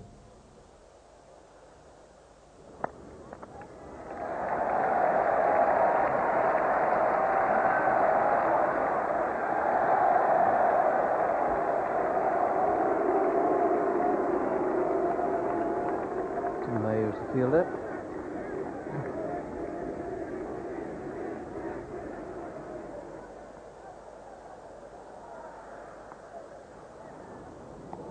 Gosh, that's well bowled for an uncomfortable man.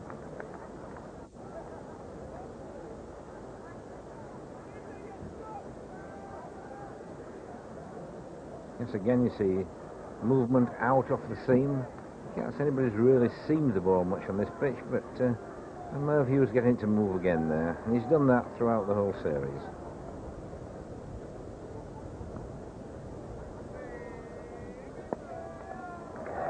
Nice stroke, they get 3 for that. Alan Border is the chaser. 3 from that over, all of them made by Graham Gooch, and that's moved him up a notch in the leading test run getters. Alan Border is on top, Sunil Gavaskar, Shabir Miandad, Vivian Richards, David Gower, and Graham Gooch has just moved ahead of Jeffrey Boycott. At about same number of test matches. Gooch has played 2 fewer. And there's 4 more.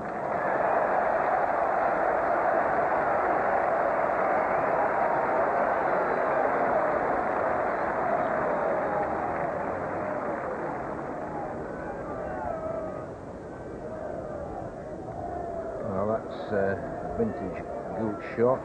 So the foot doesn't go a long way, but the bat does follow through nicely. He never uses that left foot to go too far down the pitch. He moves after he's made contact, which keeps the body, the weight, moving into the shot.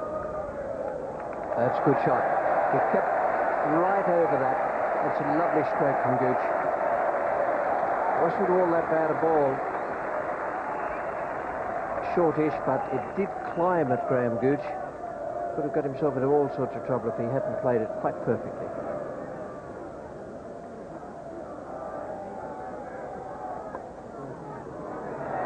Thick edge. What do we for?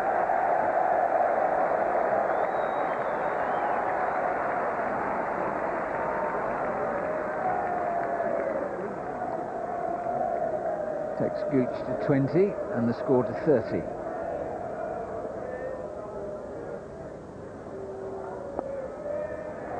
Nicely played. Didn't try and hit it too hard, but that outfield's quick.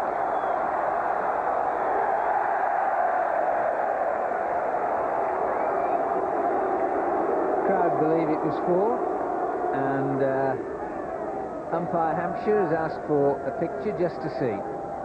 Third umpire Alan Whitehead will now be looking, and this is what he'll be looking at.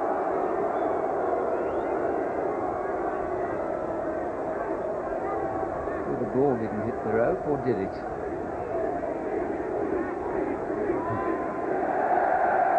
It's given it, and there we are. Another line decision.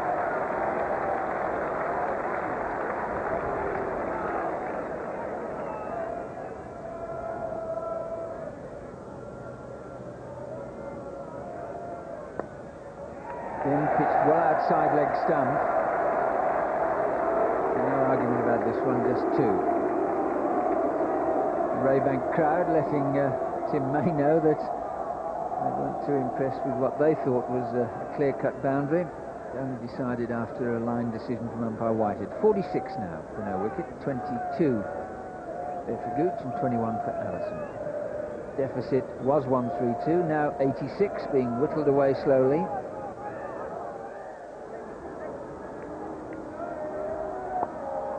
Oh, that was no sort of shot.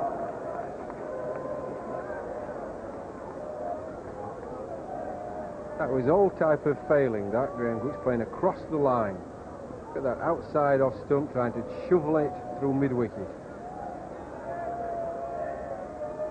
Oh, too close to try to cut, got away with it. He's lived dangerously the last 2 deliveries. 2 runs for it.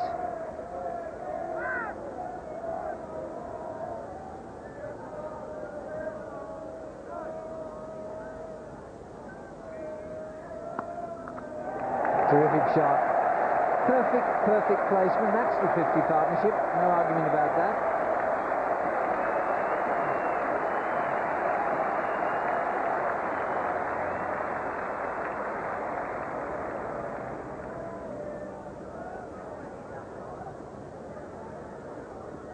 Now that's a big appeal. No shot played.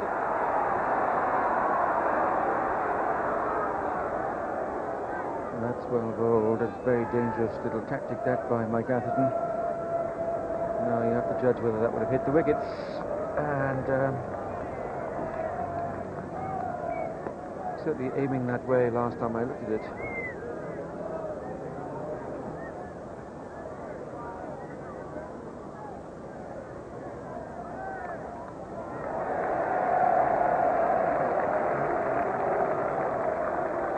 Rather a desperate shot from the England captain, and now he really needs to keep it cool out there.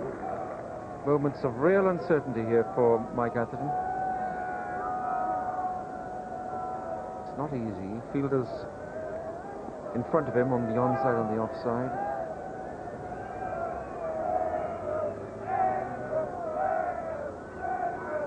And Tim May jumps as Atherton pads. The ball goes through for 4 byes.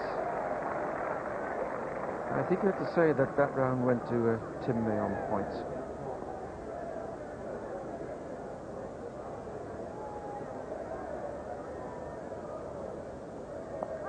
Oh, that could be out. And Atherton this time says, I don't believe it. I don't know where John Hampshire was going, why he had to look at the other umpire. Carried it certainly did. It flew like a rocket at shin high. So Mike Atherton goes 60 for 1. The ball hitting the pad, must have hit the pad and then gone onto the bat, I would have thought. But if you have a look at where Shane Warne is, you'll see why Jack Hampshire needs to check with the square leg umpire. Warne is right in line, and that's obviously the reason why Hampshire's had to check. He couldn't see the ball caught. It was caught well above the ground, but obviously his view was being blocked.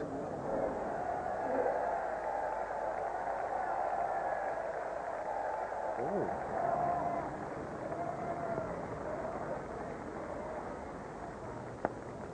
That's a flipper gone wrong.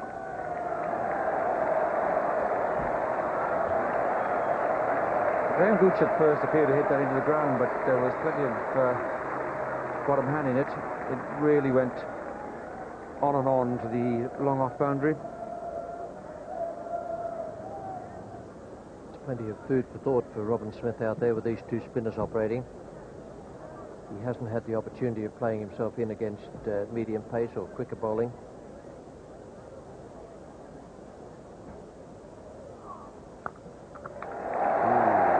That a bit. So strong, square of the wicket on the offside. Has his own method of playing spin. Made a century here against Tim May in the limited overs game.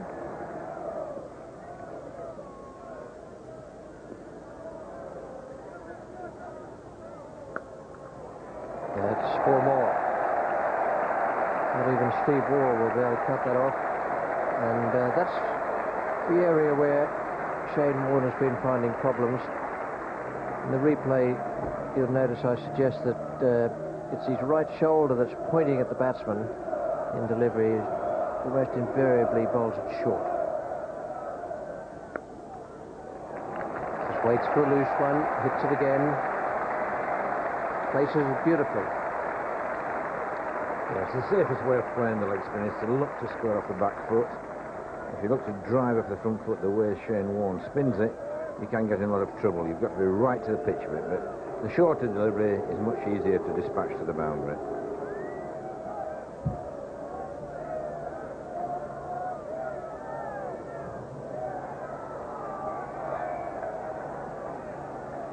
That was a very, very dangerous ball. It was too much for Ian Healy. What's so hard is that Shane Warne gets this drift into the right-hander, which then makes it very difficult for the keeper to see. And that really turned and bounced, and he'd only see that as it came past the batsman's bat. And that wouldn't give him much time at all. Very awkward. No one in Australia for many years would have had to keep wickets to someone who spins the ball as much as this.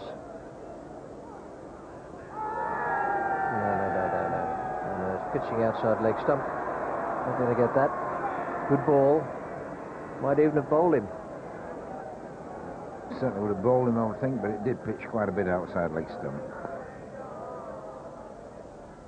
A very good performance there from Graham Gooch.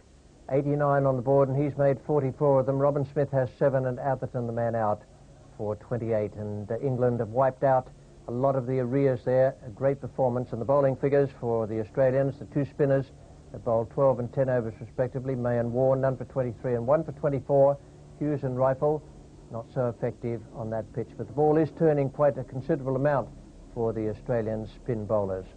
State of game on the evening of the third day. We've had two marvellous days, and then the third in front of a capacity house, quite brilliant.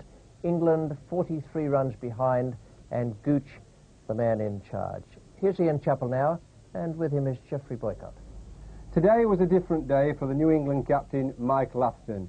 A tough task, things not going well. What do you think, Ian? Yes, it is the toughest task when you've got to save runs but still get the batsman out. I still think he's done a pretty good job as captain, and I think the potential's there. That's the important thing. I think he needs some help from the selectors. They've got to get the combinations right, and you've got an off spinner in Such who is good at tying batsmen down, but there's not a bowler in that side who can get the tail enders out quickly, and that's where England suffered today. Although I think the one bloke to me who looked like getting him out was Martin Bicknell. I got a bit of time for him. He's got some ticker. He lets the opposition know that they're in a contest, and I think he'll do a good job for England over a number of years. Well, we're in agreement over Martin Bicknell. I liked his performance. Disappointed in Mark Eilert. Doesn't swing the ball into the right-handers. Very open-chested. That makes it hard work for a captain when you've only got one seamer. Two spinners. The selectors left him with exactly the same type of spinner when he needs a variation. And just one little query. I'd like to see him bowl Graham Gooch just a few overs for variety. Yeah, and remember, he was up against a tough competitor. Ian Healy has done well for Australia in a lot of tough situations. It wasn't an easy day for him, but I still think he did a reasonable job. A good learning day, you would say. Exactly. Ian Chappell and Geoffrey Boycott with their ideas on the state of play in this match. I thought Graham Gooch, towards the end of the evening, held the key. Ian Healy was marvellous early on, but Gooch tomorrow, if he makes a big score, he could put England right back into a winning position. 89 for 1, and the two men who will be the dangers to England are Tim May, the off-spinner, and Shane Warne, the leg spinner. Gooch, incidentally, needs just 78 to pass David Gower in the all-time list of Test match run-getters. Robin Smith, in contrast, I think needs to sort out his technique against the spin. We join one of those spinners now. It's Shane Warne, and Smith is at the other end taking strike. It's the third over, and one run has been added to the overnight score. That's come back and no shot played.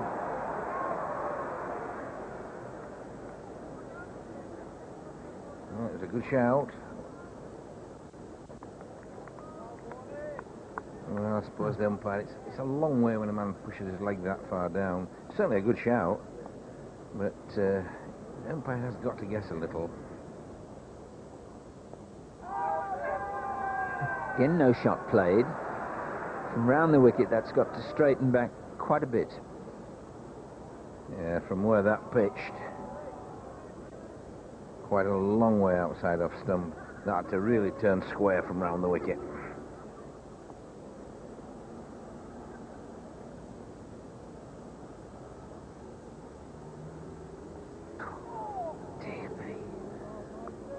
Turn and a little bit of bounce there, and that's the other problem on this pitch. One or two go through low, and then one does this. Yes, if you catch little bits that have started to break up, you've got to be wary there. You give yourself too much room. Just be a little bit more careful than that. It's a wicket that you've really got to concentrate hard on.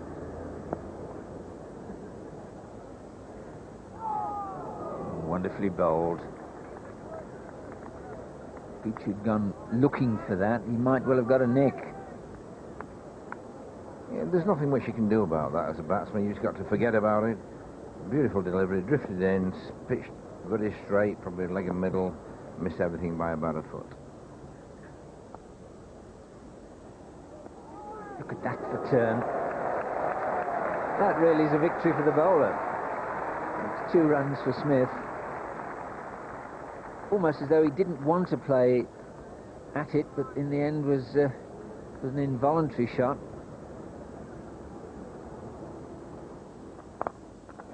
Went for it. Wasn't right out the middle by any means. In fact, he won't go for 4, but a nicely placed shot. Shows the value of just Photographing in a batsman's mind exactly where the fielders are. That's the 100 up for England.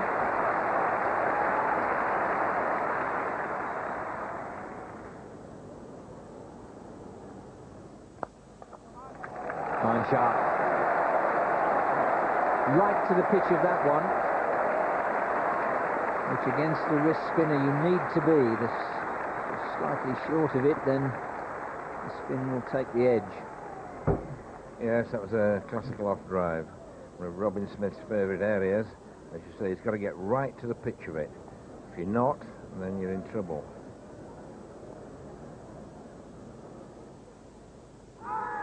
Oh, that's out.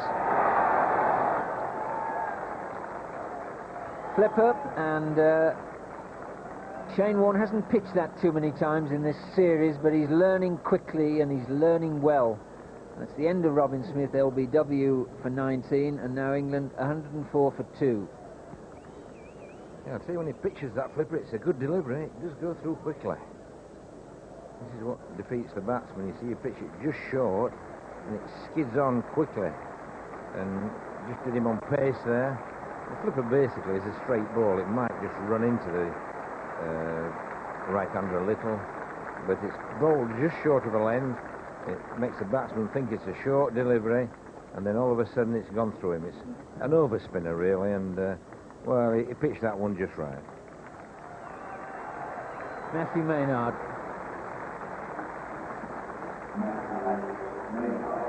On a pair. Going to make his way in Test cricket a tense match situation.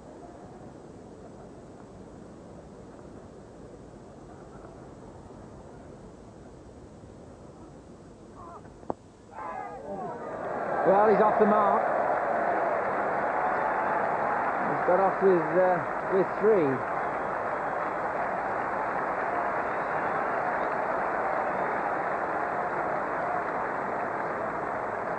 That'll be a relief, because I think there are a few nerve ends jangling there. Playing very freely to the off spinner. Really got to get to the pitch before you start driving through it, and that was almost out there. Well, he picked his spot, but wasn't out. 108 for 2. There's a big shout there for a catch.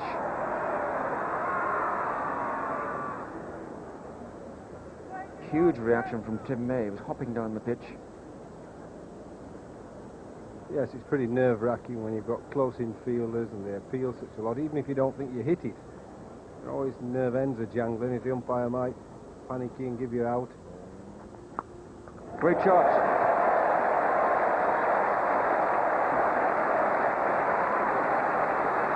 The message there to David Boone, short square leg, but he did well to pick up the message that you really have to wait, if possible. The venom gets out of the spin the longer you wait. Well, that's the sort of ball that you've got to wait for. I said the pitch is so slow that if the bowler's an air of touch in length and a little bit short, it's easy to pick them off.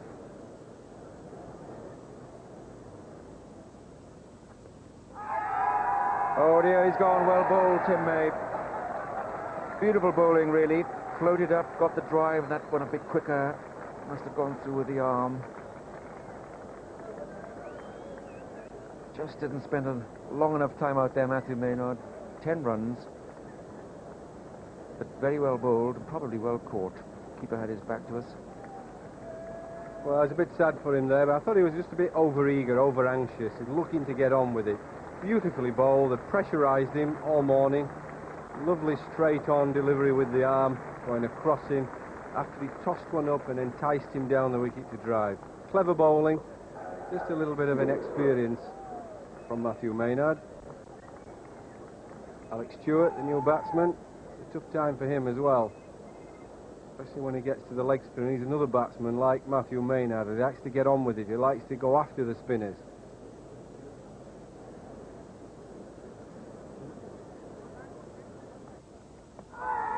Called him. Well, and that is the variation that worked. It spun prodigiously from outside the leg stump where a lot of the rough is.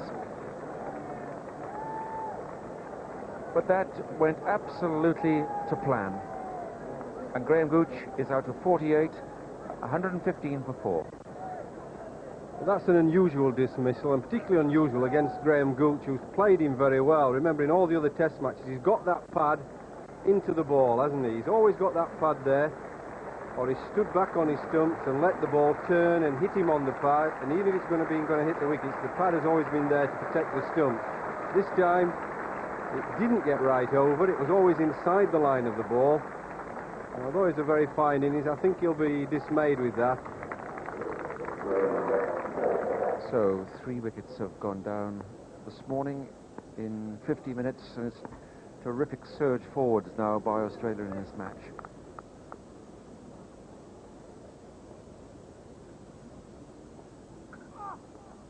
Oh, through slip and might just have skidded low, but it was certainly an outside edge.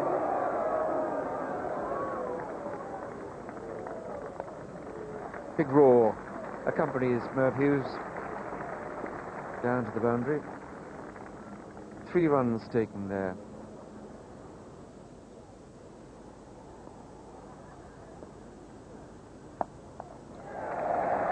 It's 4 runs. Pulled down very short that time. You must beware the short ball is the flipper that skids on, but it was extremely short, well picked up by Alex Stewart. Now that's Alex Stewart's most productive shot against the leg spinner. He waits for the short ball and he gets a lot of runs towards the mid-wicket area, just waiting for Shane Warne to drop it short and picking him off.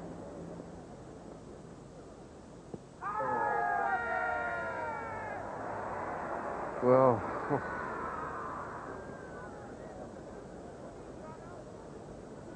I might just have pitched outside.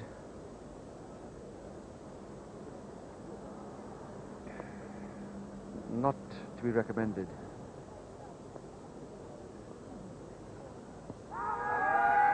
Yes, LBW, Alex Stewart. Now I'd suggest that was pitching on the stumps and was going on to hit the stumps. Good piece of bowling by Shane Warne, but not very sensible batting from Alex Stewart. It's the second time he's been out LBW padding up in this series. And a big shout there from Ian Healy. Not much hesitation at all from Jack Hampshire. 3rd wicket this morning for Shane Warne. And he now is level with Bill O'Reilly. 28 wickets in a series as a leg spinner in England. Just one behind Clary Grimmett, who took 29 in 1930. So Shane Warne, having got rid of Alex Stewart for 5, up there with a couple of great names in Australian cricket. Nasser Hussain is the man coming out now. Oh, yes, yes. Well, it seemed that it came off the middle of the bat. I don't know if the replay will show anything different. Looked as though he was out in front of his pad. Simple catch there for Steve Waugh. He took a very good one in the first innings. And that was pretty simple. Nasser Hussain out for a duck. Tim May doing a good job in the support role here this morning at Edgbaston, in what has been quite an incredible morning's play. John Emburey coming out now, getting a rousing cheer.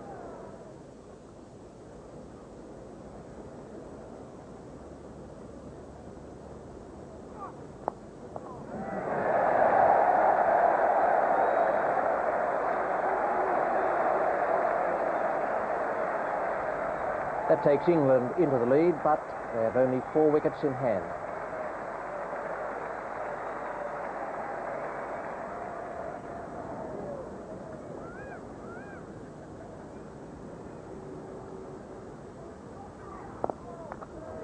That's nice footwork. Again, with the ball spinning away, got to get right to the pitch. It's worth 4.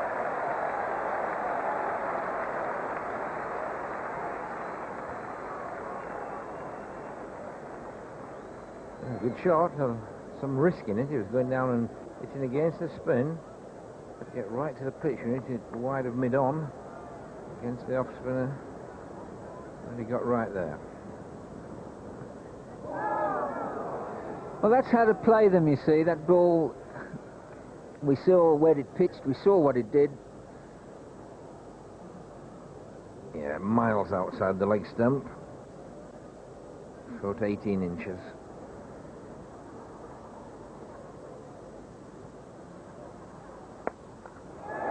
Got it. It's gone to over the wicket for the left-hander, which most leg spinners do it the other way around. Over the wicket to the right and round to the left.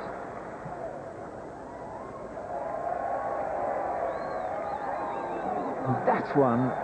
Oh, so close, which brings up the 150. 4 byes. But how close was that one? England escape.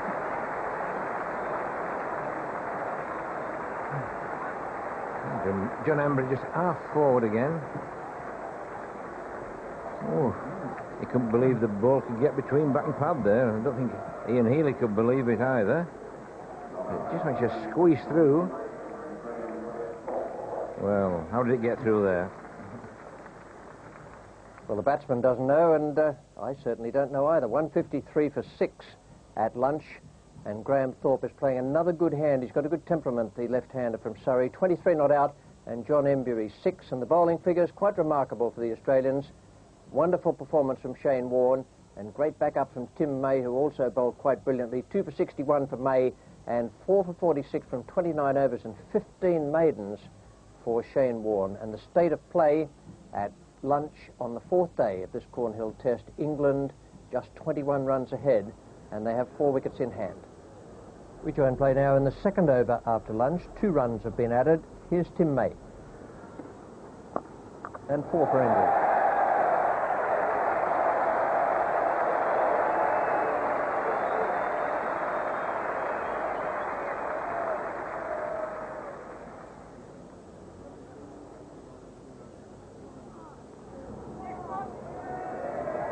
Very risky shot. I think he's seen the very unorthodox sweep employed by John Emburey. So he's got his gloves on that.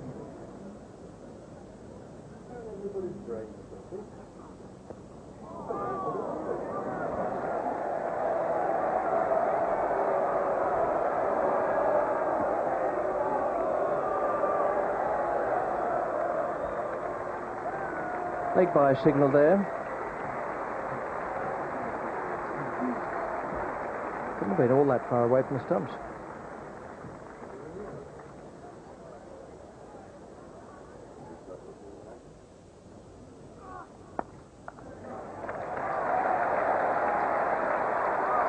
Yeah, he picked the length well there, Graham Thorpe. And I've always said about this pitch, if you've got the ability to stay in for half an hour and the confidence to play the spin, then eventually you're going to get a ball short of the length, and there's plenty of time to hit it on this slow surface.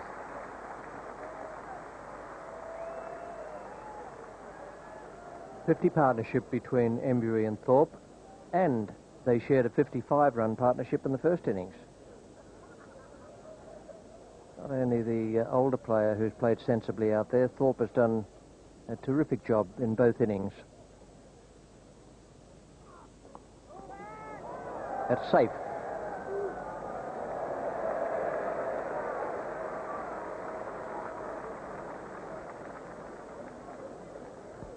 Well, I think that's just poor placement of a fielder for the sweep. He's got Merv Hughes down there as Alan Border far too deep. In this pressurised situation, Merv Hughes coming round, look, picking up the ball. He's far too deep, certainly 25, 30 yards. He should be there for the mistimed sweep. Merv Hughes is going through the exercise roster.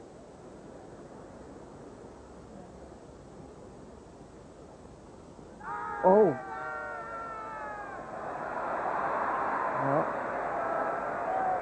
Well, it was the top spinner, it would have missed off stump. Needed to be the wrong and to come back enough because he's bowling round the wicket. It looked a good decision to me by the umpire, just going straight on. Turn in from leg to off and would have missed the stumps.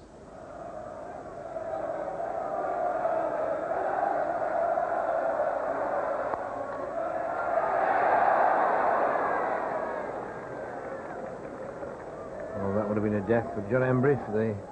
Well, we just got a fingertip on that after fighting away for so long. How often does that change a cricket match?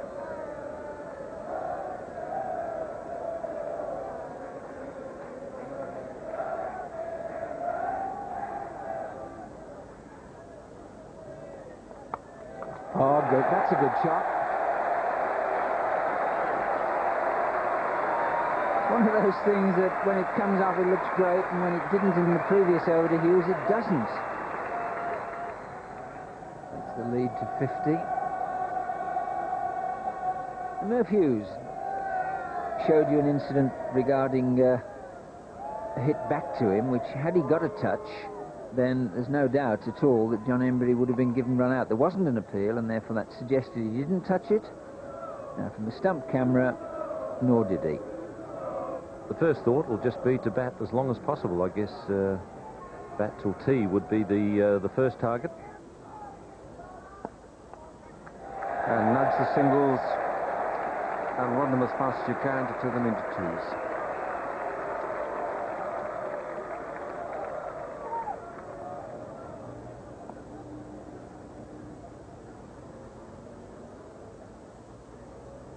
Oh, that might be out. And John Emburey rubs the forearm. Well, did he give up the glove?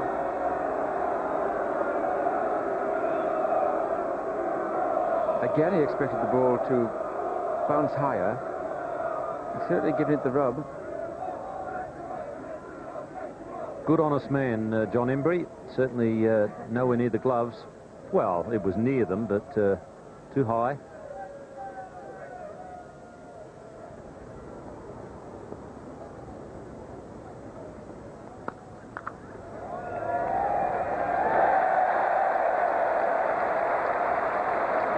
Just a bit more power in that stroke than appeared at first, because it was played more or less into the ground. And then suddenly produced a bit of topspin along the way.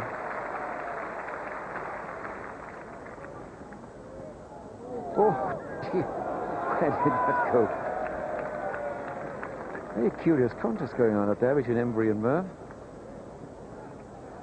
This would appear that John's main ambition at the moment is to hit as few balls as possible.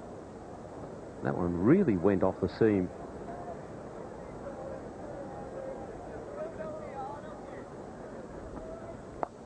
Good shot. Just a scoop. Nothing too flamboyant. But good enough for 3 runs to John Emburey. Yes, a typical John Emburey shot. Not much backlift. Just keeps waiting for the bad ball.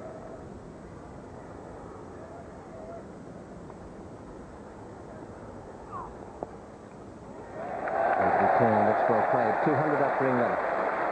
200 for 6. It was all despair at 125 for 6 when Nasser Hussain was out for a dotter. And now it's gone on with Emburey and Thorpe to 200. Good performance. Good performance. Experienced player on the left, number 8. Inexperienced player, yet one who made a century on Test match debut. In the first innings of this match, made 37. Now he's made 47. He's unbeaten. He's hung around out there, and he's played very well indeed.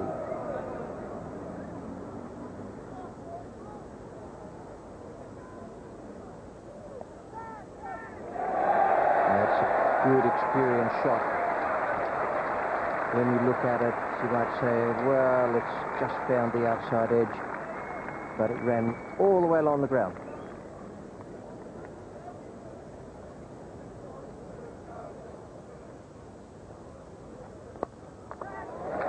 In the air, that's through the covers. And 4 more for Emburey. And for England, Well, that was a gorgeous shot. I mean, he was tempted by Tim May, who threw it up there with a spin ball. Said, go on, try and hit me through the offside. I might do you through the gate. And it was an absolute cracking off drive. On the up, full value right through the shot.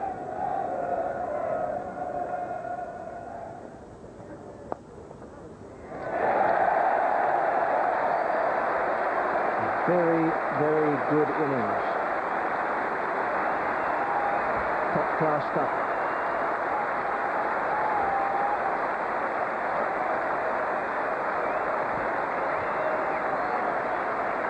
Yes, the best time to play well for your country is when they're in dire need and desperate straits. There's a lot of ability and a lot of character by Graham Thorpe.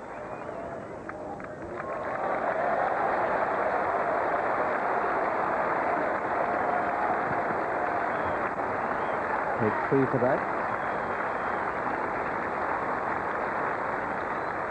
One more run added to take the tea time score along to 216 for 6. Thorpe is 54 and Embury 30. They've gone right through the session. That is a terrific effort from those two, the experienced player and the youngster, even though he made a century on debut. A fine performance. The bowling figures for the Australians, the spinners have done the bulk of the work. 41 and 40 overs respectively for May and Warne, 2 for 83 and 4 for 60. And the state of the game at tea time, England 84 runs ahead, 4 wickets in hand, but that was what they had at lunch, so they've done pretty well. We join play after tea in the 4th over. 4 runs have been added, and it's Shane Warne bowling to John Embury.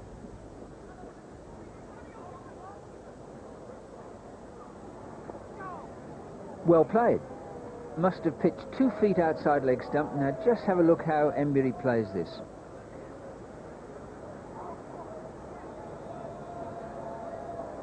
Certainly 2 feet out. He got both legs in front and made sure they're in front of all the stumps. Oh, that's wonderfully bowled. And that's just whether it's your day or not when that fizzes by the outside edge. Yes, it's a good cricket. He got the drift in again, pitched right onto leg stump and then missed the off stump by a foot again. That's just about the perfect leg break. Nice shot. 24.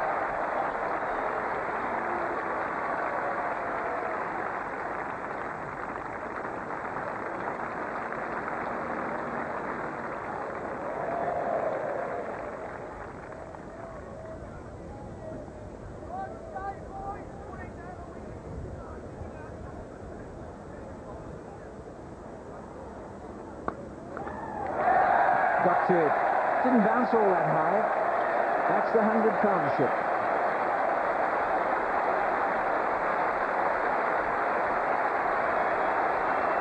The Sunday crowd at Edgbaston, they love that.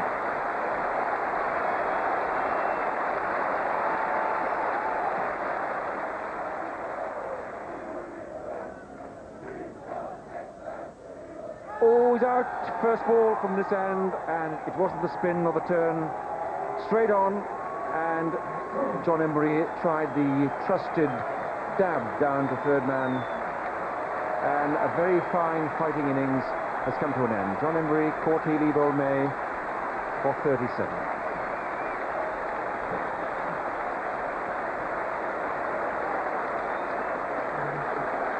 104 partnership, Embury and Thorpe, and a terrific ovation as he leaves the field here at Edgbaston.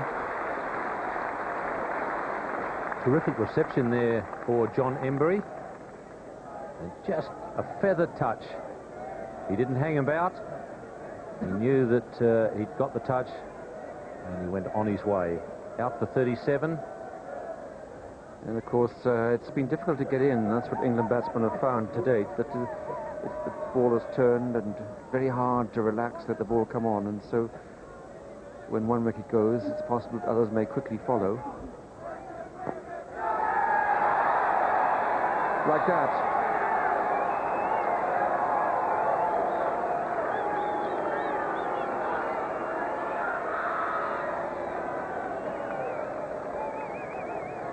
Steve Waugh was the catcher, exactly the story of the day. If you can get in, there are a few runs to be picked up, but it's so difficult to get in.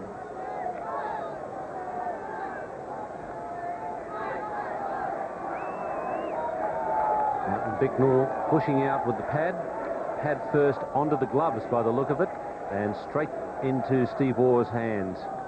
Absolutely no doubt there, umpire Hampshire. Out goes Martin Bicknell for naught, and in comes Peter Such.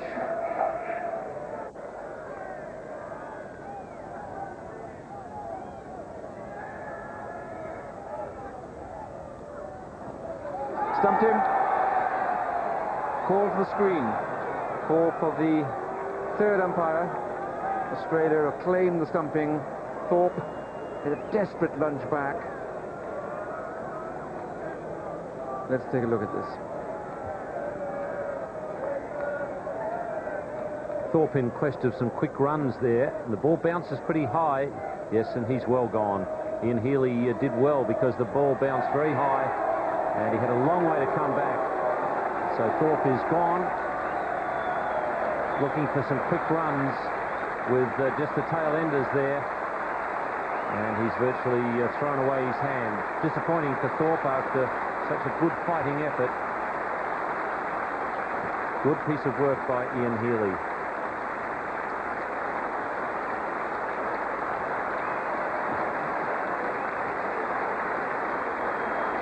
Well, that's a fine innings. Concentration, studied concentration by Graham Thorpe. Watched the ball so carefully onto the bat and really died in the interest of the side. There's Ian Healy, the man who did the stumping.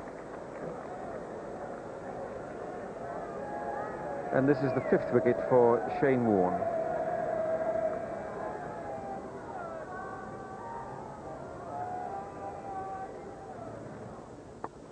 Well, that's 4 more.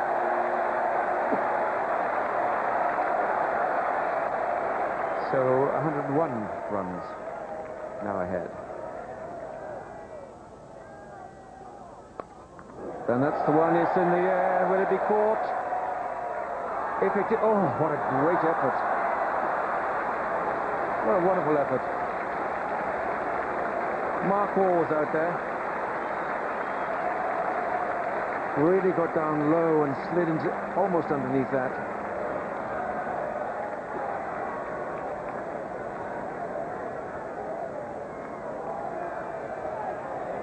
Just the momentum, the bump on the floor, and ball bobbled out. It went into the palms. Here we go again.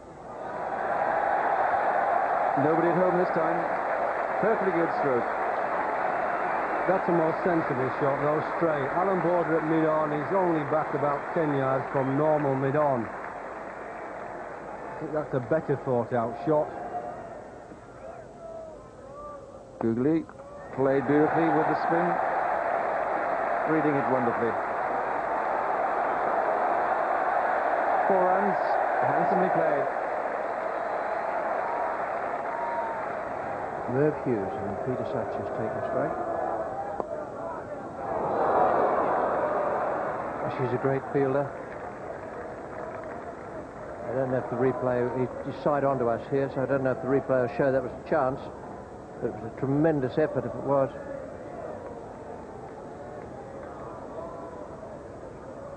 Yeah, it was a chance. So Mark Waugh has dropped Peter Such, and now David Boone has dropped him.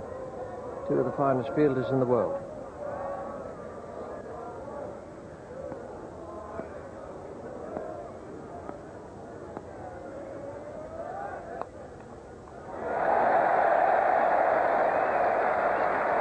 .250 up for England.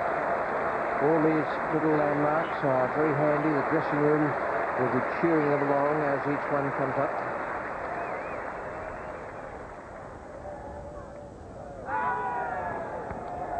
Well, it's just clipped the leg stump. That's it. It was actually well bowled by May. 2 or 3 times he's deliberately bowled the ball outside the leg stump. A bit like Shane Warne to the right-handers. And that is a very good performance from those 2 spin bowlers. He's deliberately gone down the leg side there, and it's just come back behind Mark Islett's pads. Well, it was an extraordinary dismissal, really, because Mark Islet had really looked quite comfortable against the off-spinner. It hits him on the backside or the back leg and just cannons onto the stumps. That's good bowling by Tim May there to get Mike Eilert, and a good partnership between Such and Eilert. 22 they put on. There were 22 extras in that total as well. 251 all out. Good effort from Thorpe and Embury, their second half-century partnership of the match. Bowling figures for the Australians: May 5 for 89 and Warne 5 for 82. Warne now 29 wickets in the series to equal Clary Grimmett, who has the best ever for a leg spinner in this country. State of play at the end of the England innings. Australia just about to start again. England 119 runs ahead. We join it now in the first over of the Australian second innings. 1 run has been added. Martin Bicknell is the bowler. He's at the City end. Mike Taylor is taking strike. Oh, fielded. That is exactly the sort of fielding England will need throughout this Australian innings. Nasser Hussain, the man. Yes, bad delivery, short, just like Taylor likes them, but that's a brilliant piece of fielding. Yeah, magnificent stop.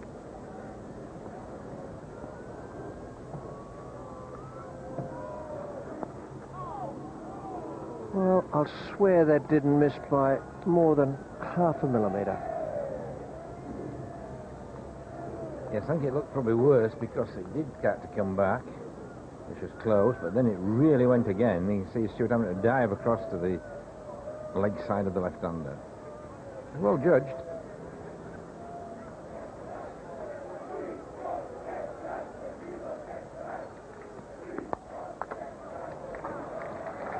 Just didn't quite get that as he wanted, but the timing is good enough.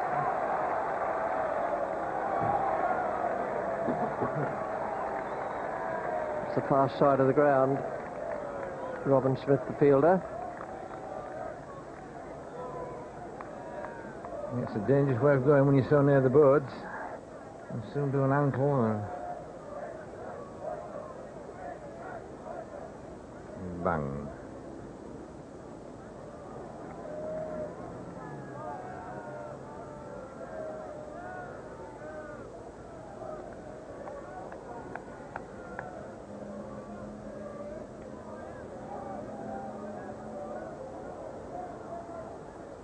Well, that was pretty well judged as well. We wouldn't want it to have been the top spinner.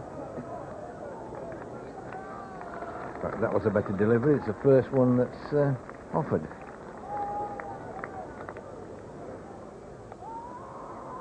Now that's a much better. That's better signs altogether there.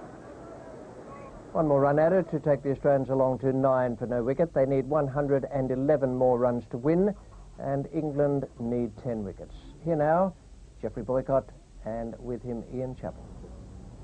A splendid performance today by Graham Thorpe and John Embury against the spinners, but it poses the question, what happened to the rest of the England batting who looked all at sea?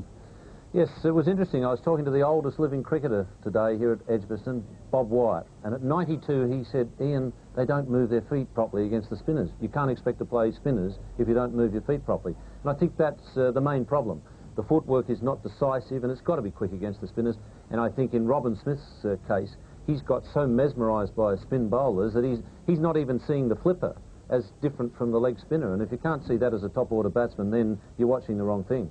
I think Robin Smith sees hand grenades all the time coming down at him, and he plays very firm at the ball. He's exactly how not to play. Well, John Embury, for me, being 40, and Graham Gooch have been the best 2 players in the England side, being the older players who grew up on uncovered pitches, know how to play with soft hands, let the ball come to them, and it was nice to see Graham Thorpe of the younger brigade at least play something like an old stager today. Yes, well, we talked before about England having lost the art of saving cricket matches, and we saw the perfect example here once again at Edgbaston. Well, I don't think they'll save this match tomorrow.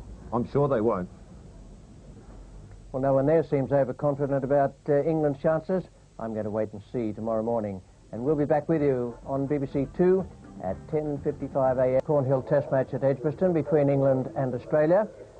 The dramatic news that came after the start of play was that the chairman of the England committee, Ted Dexter, would be relinquishing his position at the end of August. All the England team knew when they went on the field was that the Australians needed 111 to win. They were 9 for no wicket. The overnight not-out batsman Mark Taylor and Michael Slater. We join play now in the first over. No runs have been added. Taylor is taking strike. The bowler is John Emburey, the England off-spinner.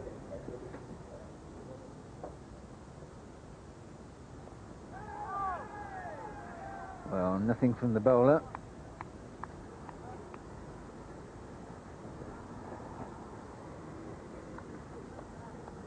Just continuing to go straight on. Probably it's in tail under the chin there.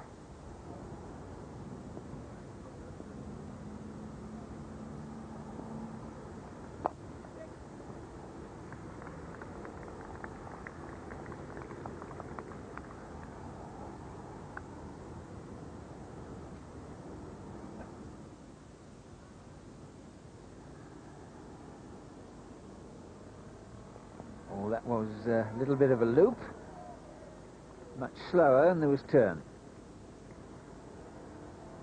Yeah, that's a good delivery. Got flight onto it, drew him down the pitch. That'd have been a slow left-arm bowler.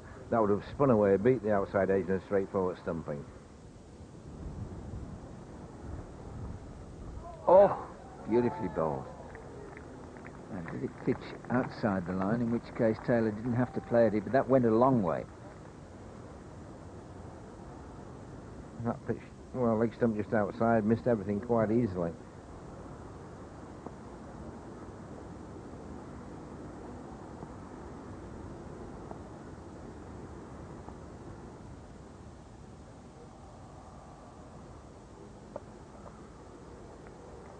Got that away.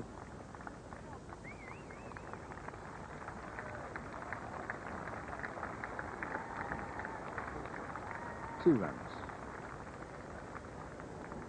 Matthew Maynard with his left hand strapped. He's got a crack in one of the knuckles or something. Fortunate for him. It's been a fielding accident. He stayed out there. Now presumably will be playing for Glamorgan tomorrow.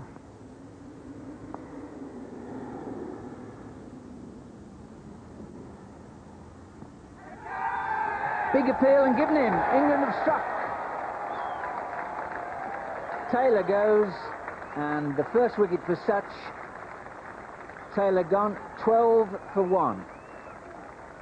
Yeah, there's no doubt Mark Taylor's not as happy when he's playing spin. He likes pace bowling, that's why he's an opening batsman. And then again, he's coming down and not quite getting down to push at it.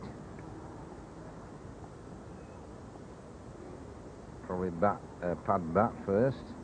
Certainly been a lot of those this match, and very awkward decision for the umpires to make throughout the match. Fielders down the bat and a lot of appeals going on, and always very difficult to give these decisions.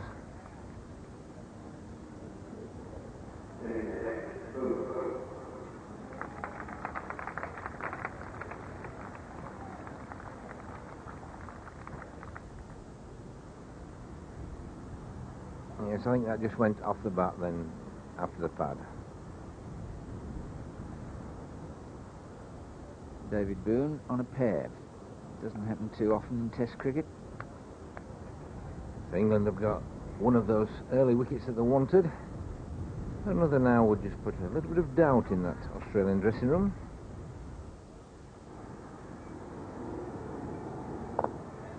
Goes for the drive, and you see the turn there. David Boone's the type of, he doesn't get a big stride when he plays forward.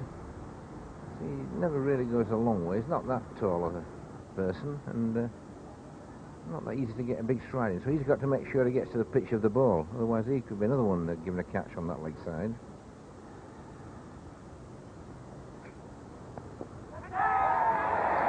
Got him. Got him, and that's one for Emburey, and the second wicket. Both openers gone, and now the game's on, 12 for 2.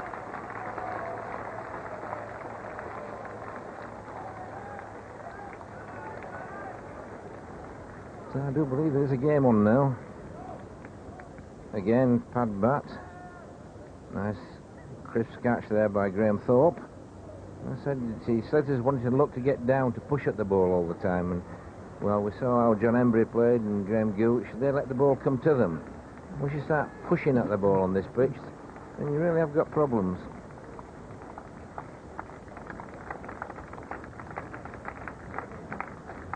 Well, here's the man who, irrespective of pitch or conditions or match situation seems to play the same way. And if he can do that, then the pressure that is certainly being mounted in the Australian dressing room will be eased. Remember, just getting a nice loop there, enough turn, and a nice low catch there by Thorpe. Coming in, balance going forward. And that's a good low catch. Good fielder is Graham Thorpe, either close in or in the deep. Certainly pad on to bat again. Certainly been a lot of those for the umpires to give. It's been a hard match for umpiring this, as it always is when spinners are bowling 20 overs an hour, the ball's turning, the ball's bobbing up all over. A lot of appealing goes on, a lot of pressure on those two men, David Shepherd there and John Hampshire at square leg.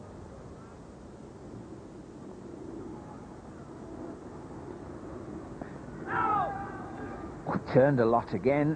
It was well judged by Waugh. Also bounced as well, Jack. I think that could probably gone over the top for height as well. Takes a lot to get John Embury excited. That one did.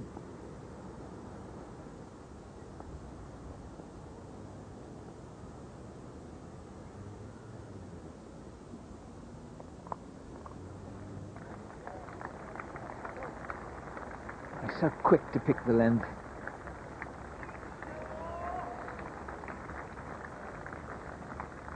First boundary of the morning.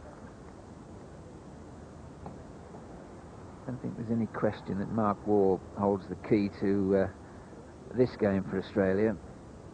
If he plays his normal game for about an hour, then effectively it'll be won and lost. But if England could nip him out now, then the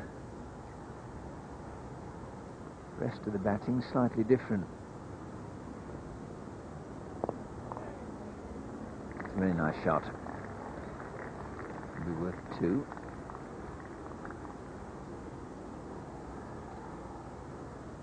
Australia go to 20. That's 11 runs this morning.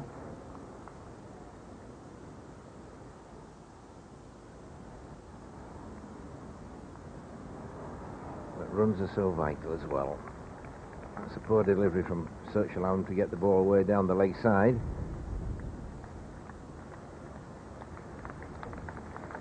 In fact, his leg buys, but it was still in the wrong direction.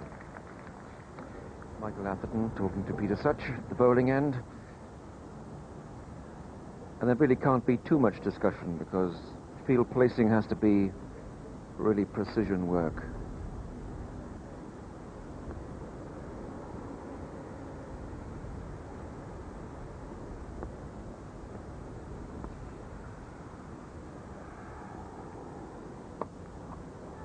That's a big blow, and that's a fine shot. That's a terrific shot. That's 6. Really appeared to be playing the ball downwards, but it flew over the mid-wicket boundary.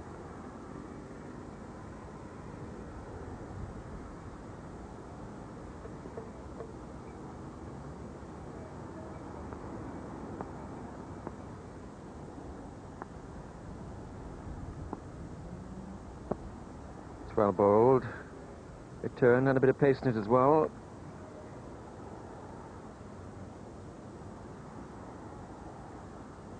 But the front pad does its job.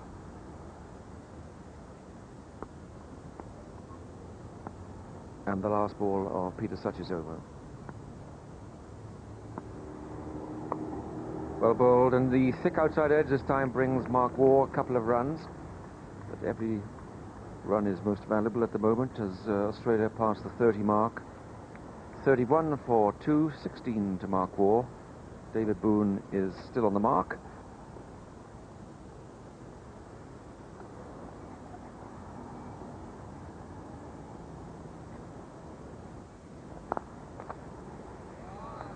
Oh, beautiful stop, but David Boone's off the mark with lovely footwork. It's really a model of defensive play. Good firm clip down the field. 32 for 2. So he's a difficult man to keep tied down, David Boone, because he will come down the pitch occasionally, as he did on that occasion. Good save from Martin Bicknell. And then quite a lot of the time, David Boon will play the spinners off the back foot. He's off the mark now. Mark Waugh is on 16, and it's 32 for 2.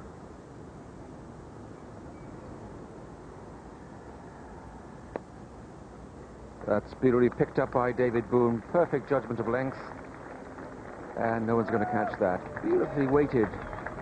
And we've been talking here, all these expert batsmen in the commentary box talking about waiting for the ball. And it's exactly what David Boon did then.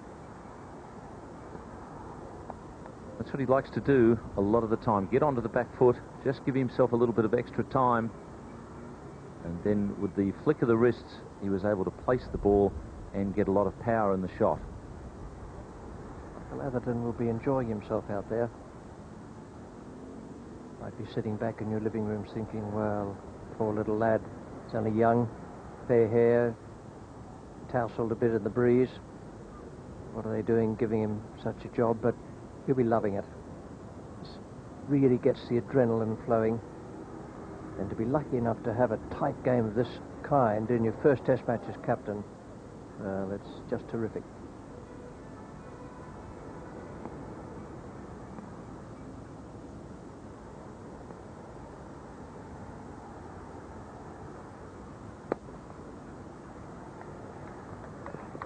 No deep square, so they'll pick up an easy 2 there.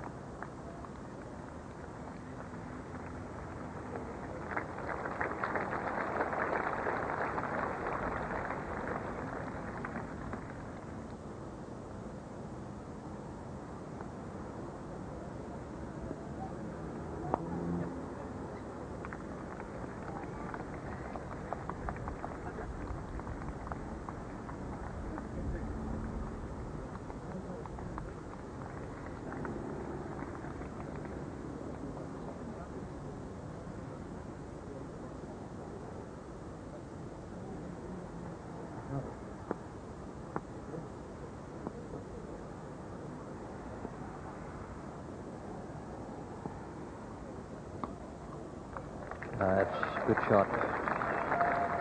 It was round the wicket. It was just a fraction short, not all that short, and Waugh played it quite brilliantly.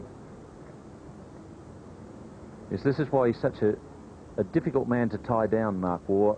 Quick and decisive footwork gets him into position, and once he's into position quickly, then there's plenty of time to play the shot and place the shot. And with such a wide range of shots and such good footwork, makes it almost impossible to tie him down.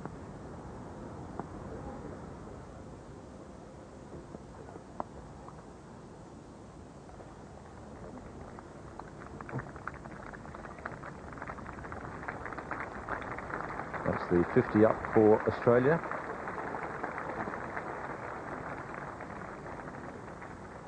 So they need a further 70 for victory.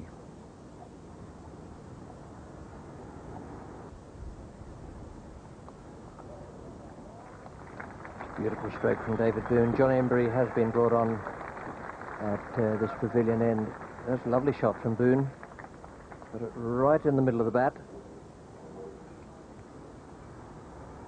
Yes, and the man behind square is up saving 1, so once it gets it in the middle of the bat, it's a boundary. There's nobody down on the boundary for the sweep.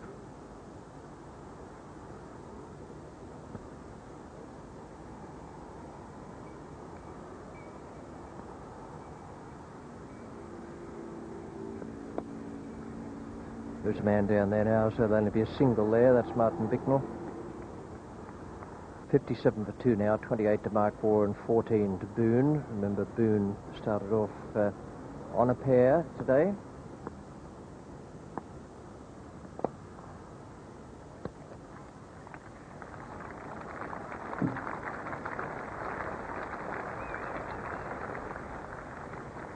And a fair old slap.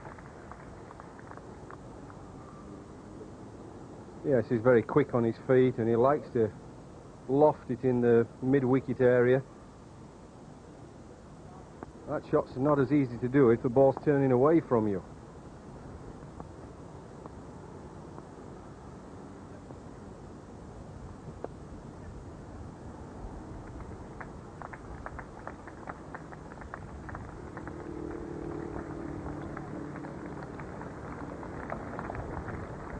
Good partnership between Boone and Mark Waugh. 50 stand. Only 46 balls, and that after 2 wickets had fallen quickly.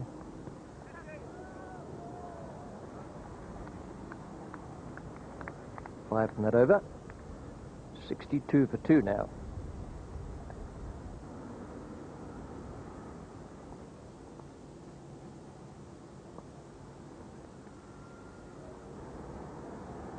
It's the top spinner from Peter Such. With Australia halfway to that total, England really do need a wicket or perhaps 2 in the next 20 runs.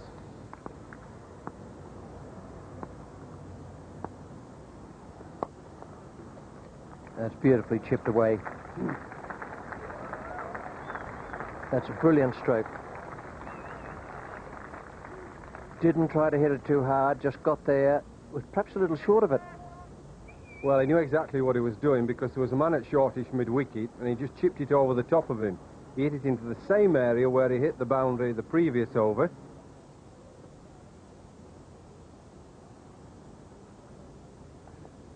Oh, lots of lift there.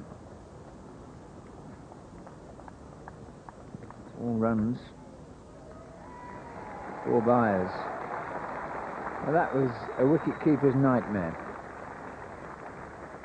Didn't David Boone play it very well, though? How he got his hands out of the way when the ball turned and bounced. Watch how he gets his hands out of the way.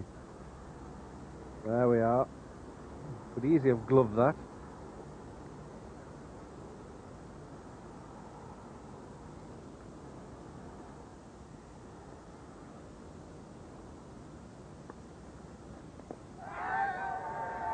Huge shout.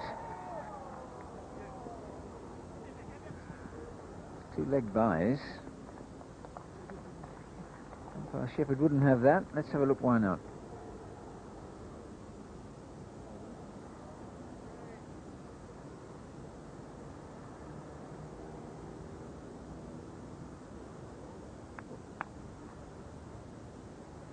Let's hit the back leg. Well, I'm silent because I'm puzzled. Just looked out.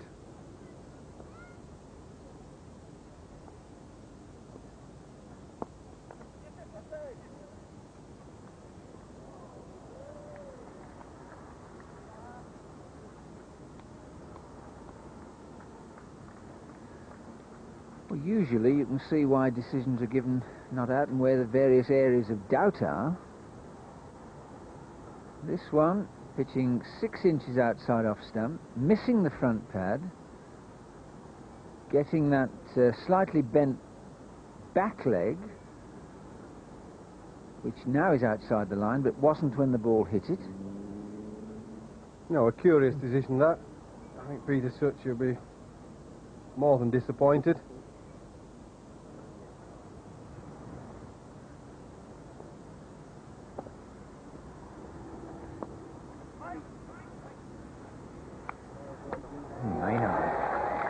Dead eye. All it's done is cost England a run.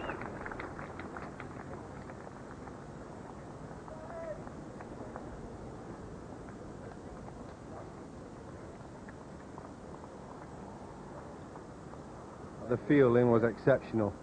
He's quick to the ball. He moves so effortlessly. Look, he's accurate as well, but his movement to the ball is a perfect example for youngsters. Quick, he gets down low and he gets in a super position to pick it up and release it quickly.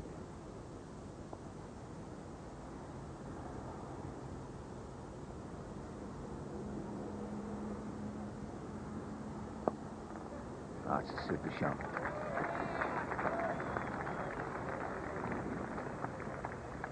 Three. Played so late by Boone, he could have gone looking and played it straighter. Well, once Peter Such went around the wicket, he was going to look to hit it through the onside. He's a very good onside player anyway. He's hitting it with the spin, so that's the safest side to hit the ball. 82 for 2. 38 more needed. There's a few of them, like 4. Suddenly, it all looks simple. That's 8 off the over. Mark Waugh on the brink of 50. Yeah, it's Mark Waugh who's the key. You can't keep him quiet. You either have to get him out or he just wins the game for Australia. Bowling change, John Embury's finished and Mark Aylott coming on for his first bowl of the innings. Didn't take the new ball last night. Not used so far this morning. And he's had a very ordinary match.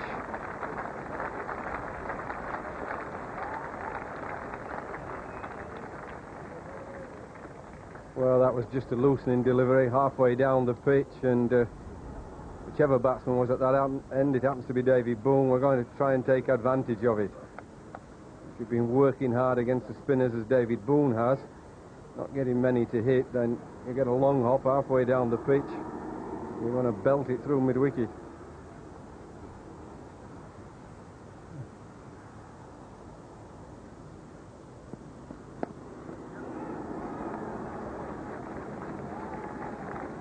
Not much to say, 4 more.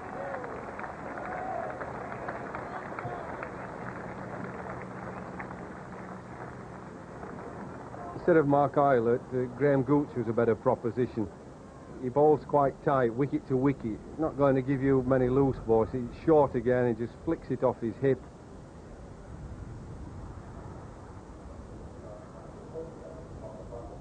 One more run was added to take the lunchtime total along to 95 for 2. Those 2 quick reverses at the start, Taylor out for 4 and Slater for 8, didn't deter Mark Waugh. Brilliant 49 not out to go with his century in the first innings. And David Boon, who was on a pair, has done well to make 26. 95 for 2. And the bowling figures for England, the off-spinners did most of the work. Such 18 overs, 4 maidens, 1 for 41, and Embury 1 for 28.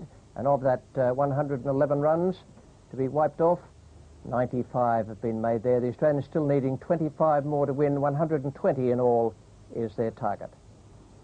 We join play after lunch with the first ball. Mark Aylott as the bowler. Mark Waugh is taking strike. A lot of people still feel that he will be the best of all the young Australian players. Perhaps he's not quite as young as 1 or 2 of them, but he's still not very old in terms of years, but wise in terms of experience.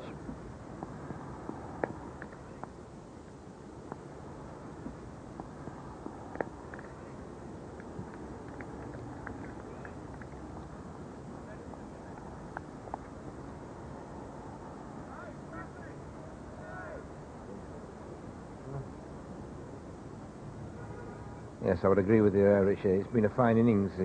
He's been very positive. It's not an easy pitch to be positive on, but he's come down, he's hit the ball over the top, he's picked his place, missed the man on the outfield, and he really has played an exceptionally good innings.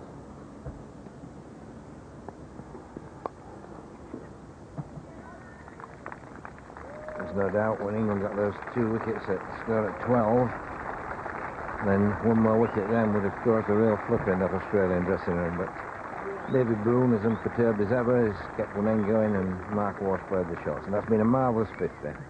Only 71 balls, and in difficult batting conditions, well, that's tremendous. 5 fours and 1 terrific 6, hit with perfect timing.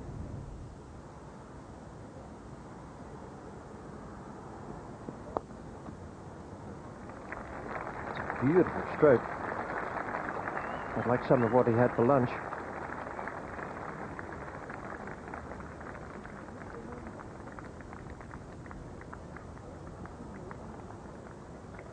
Well, it wasn't a full half volley. He let the ball come on to him and just used the wrist. Flashed away to that mid-wicket boundary.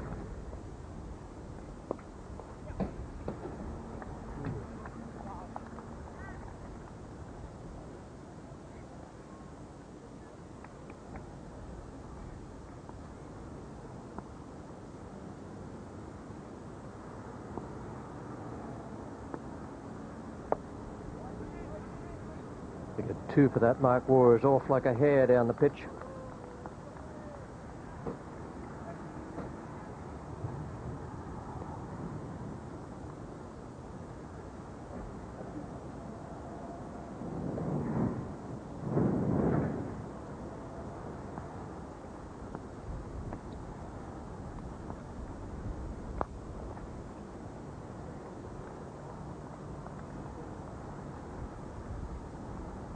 no doubt that England have certainly missed somebody who turned the ball away from the bat. Shows how well two off-spinners bowl together. Unless you're playing against a side who are very bad players of off-spinners, then you do need somebody to make the ball spin away.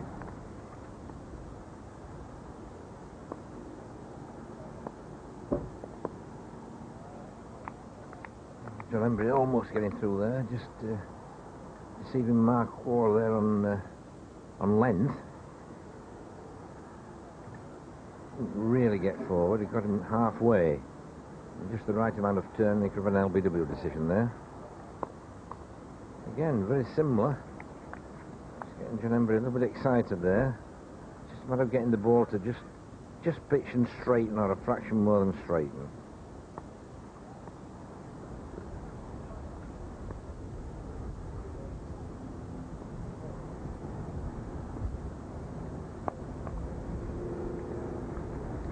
Now Boone will get back there, and in fact it's going to beat the man out on the boundary.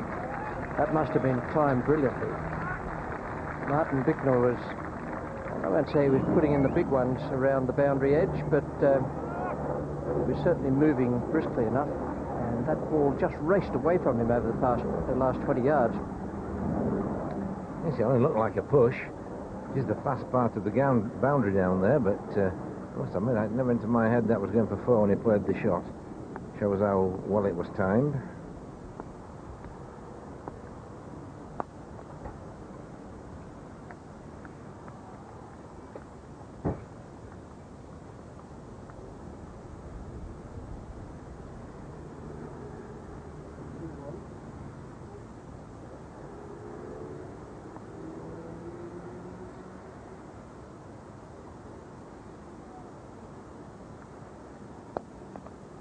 Oh, good shot again. Beautifully played by David Boone. No, superb roll of the wrist there. Ball didn't go 1 inch off the ground, and yet it wasn't all that bad a delivery.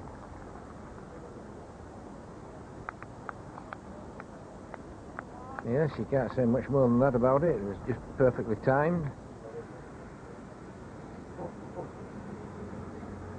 Although David Boone is not one for memorabilia and statistics, it won't have escaped his attention that in 1989 he made the winning hit at Old Trafford when the Ashes were regained. Now the Ashes have been retained here in the game at Headingley. The series was won there, and he might be able to do the double out there. 6 needed for victory.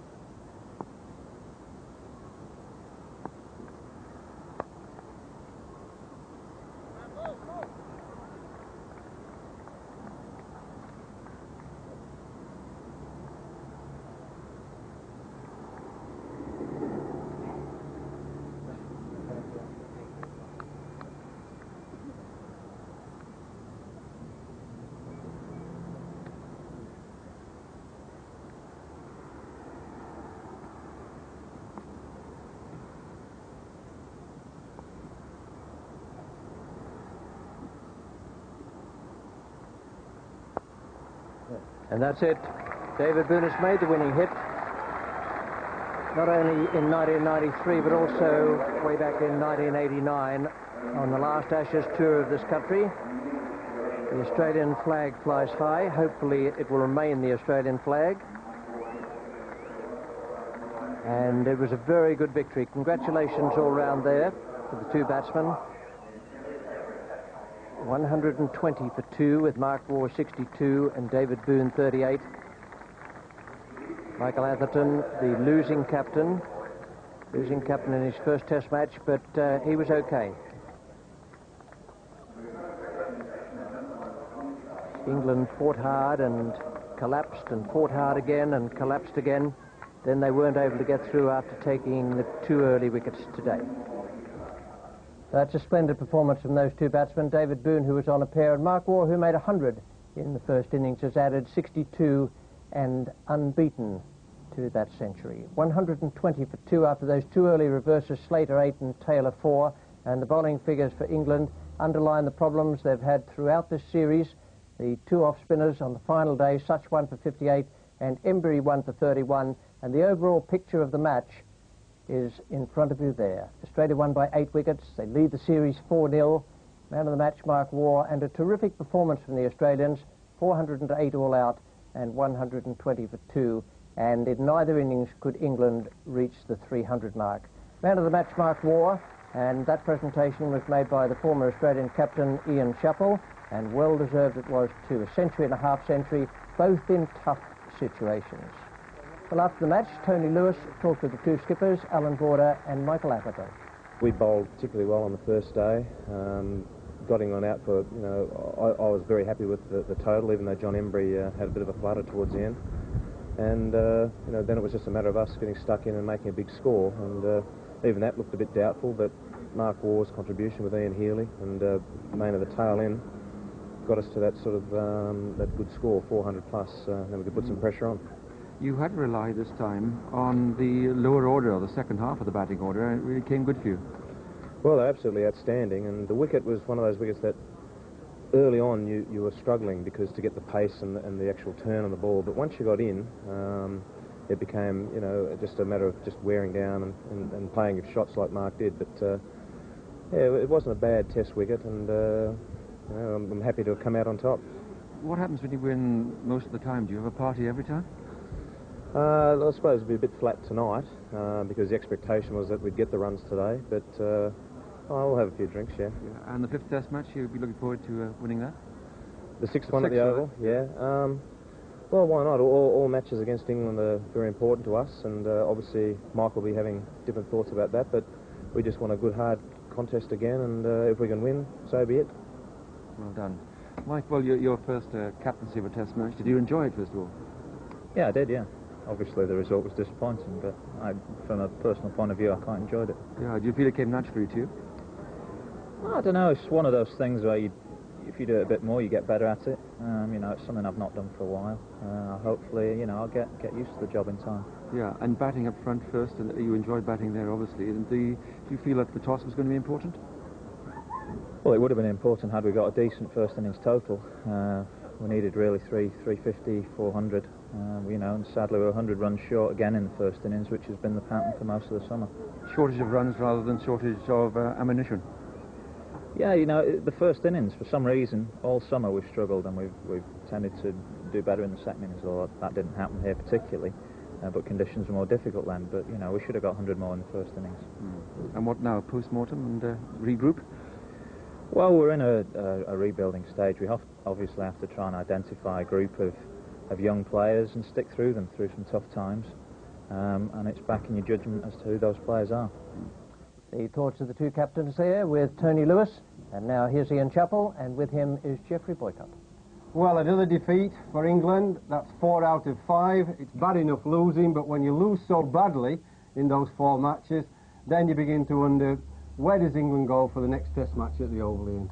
Yes, it must be getting to that point as far as England are concerned. It was a little sad to see Mike Atherton sitting in the back of the room, his first Test match as captain. I think he did a very good job as captain, but it doesn't alter the fact that he's still on the losing side, and he looked a rather sad figure. But I think he's got some strength about him, and I think he'll do a good job as captain. But it would be nice for him to get a win fairly quickly. The thing that we're all asking is when. Yes, well, I can't see it happening against Australia. I think that's too much to ask for. But I think if he could get out of the Oval with a really good game where England are competitive and even draw it, I think that would be a good start. Well, it's going to be about selection at the Oval. Ted Dexter's resigned. That's a talking point. Will that help Michael Atherton, do you think? Well, I think it's a good thing that there's a clean break being made. You've got a new captain in now, there's going to be a new chairman of selectors, and I think this is England's opportunity to sit down, take a good long look at exactly what they want to do.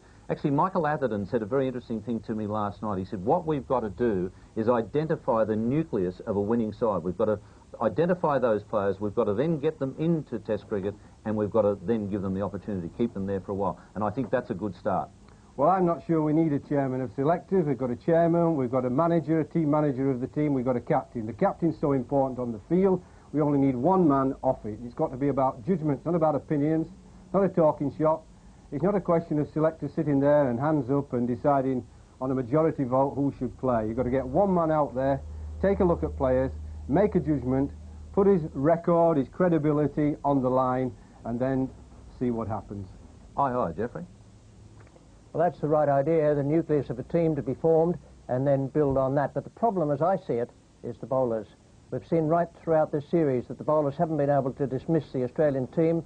The Australian batsmen, in turn, have moved on, and they've made big scores at which Warne and May and Hughes were able to bowl. And that is the biggest problem faced by England at the moment.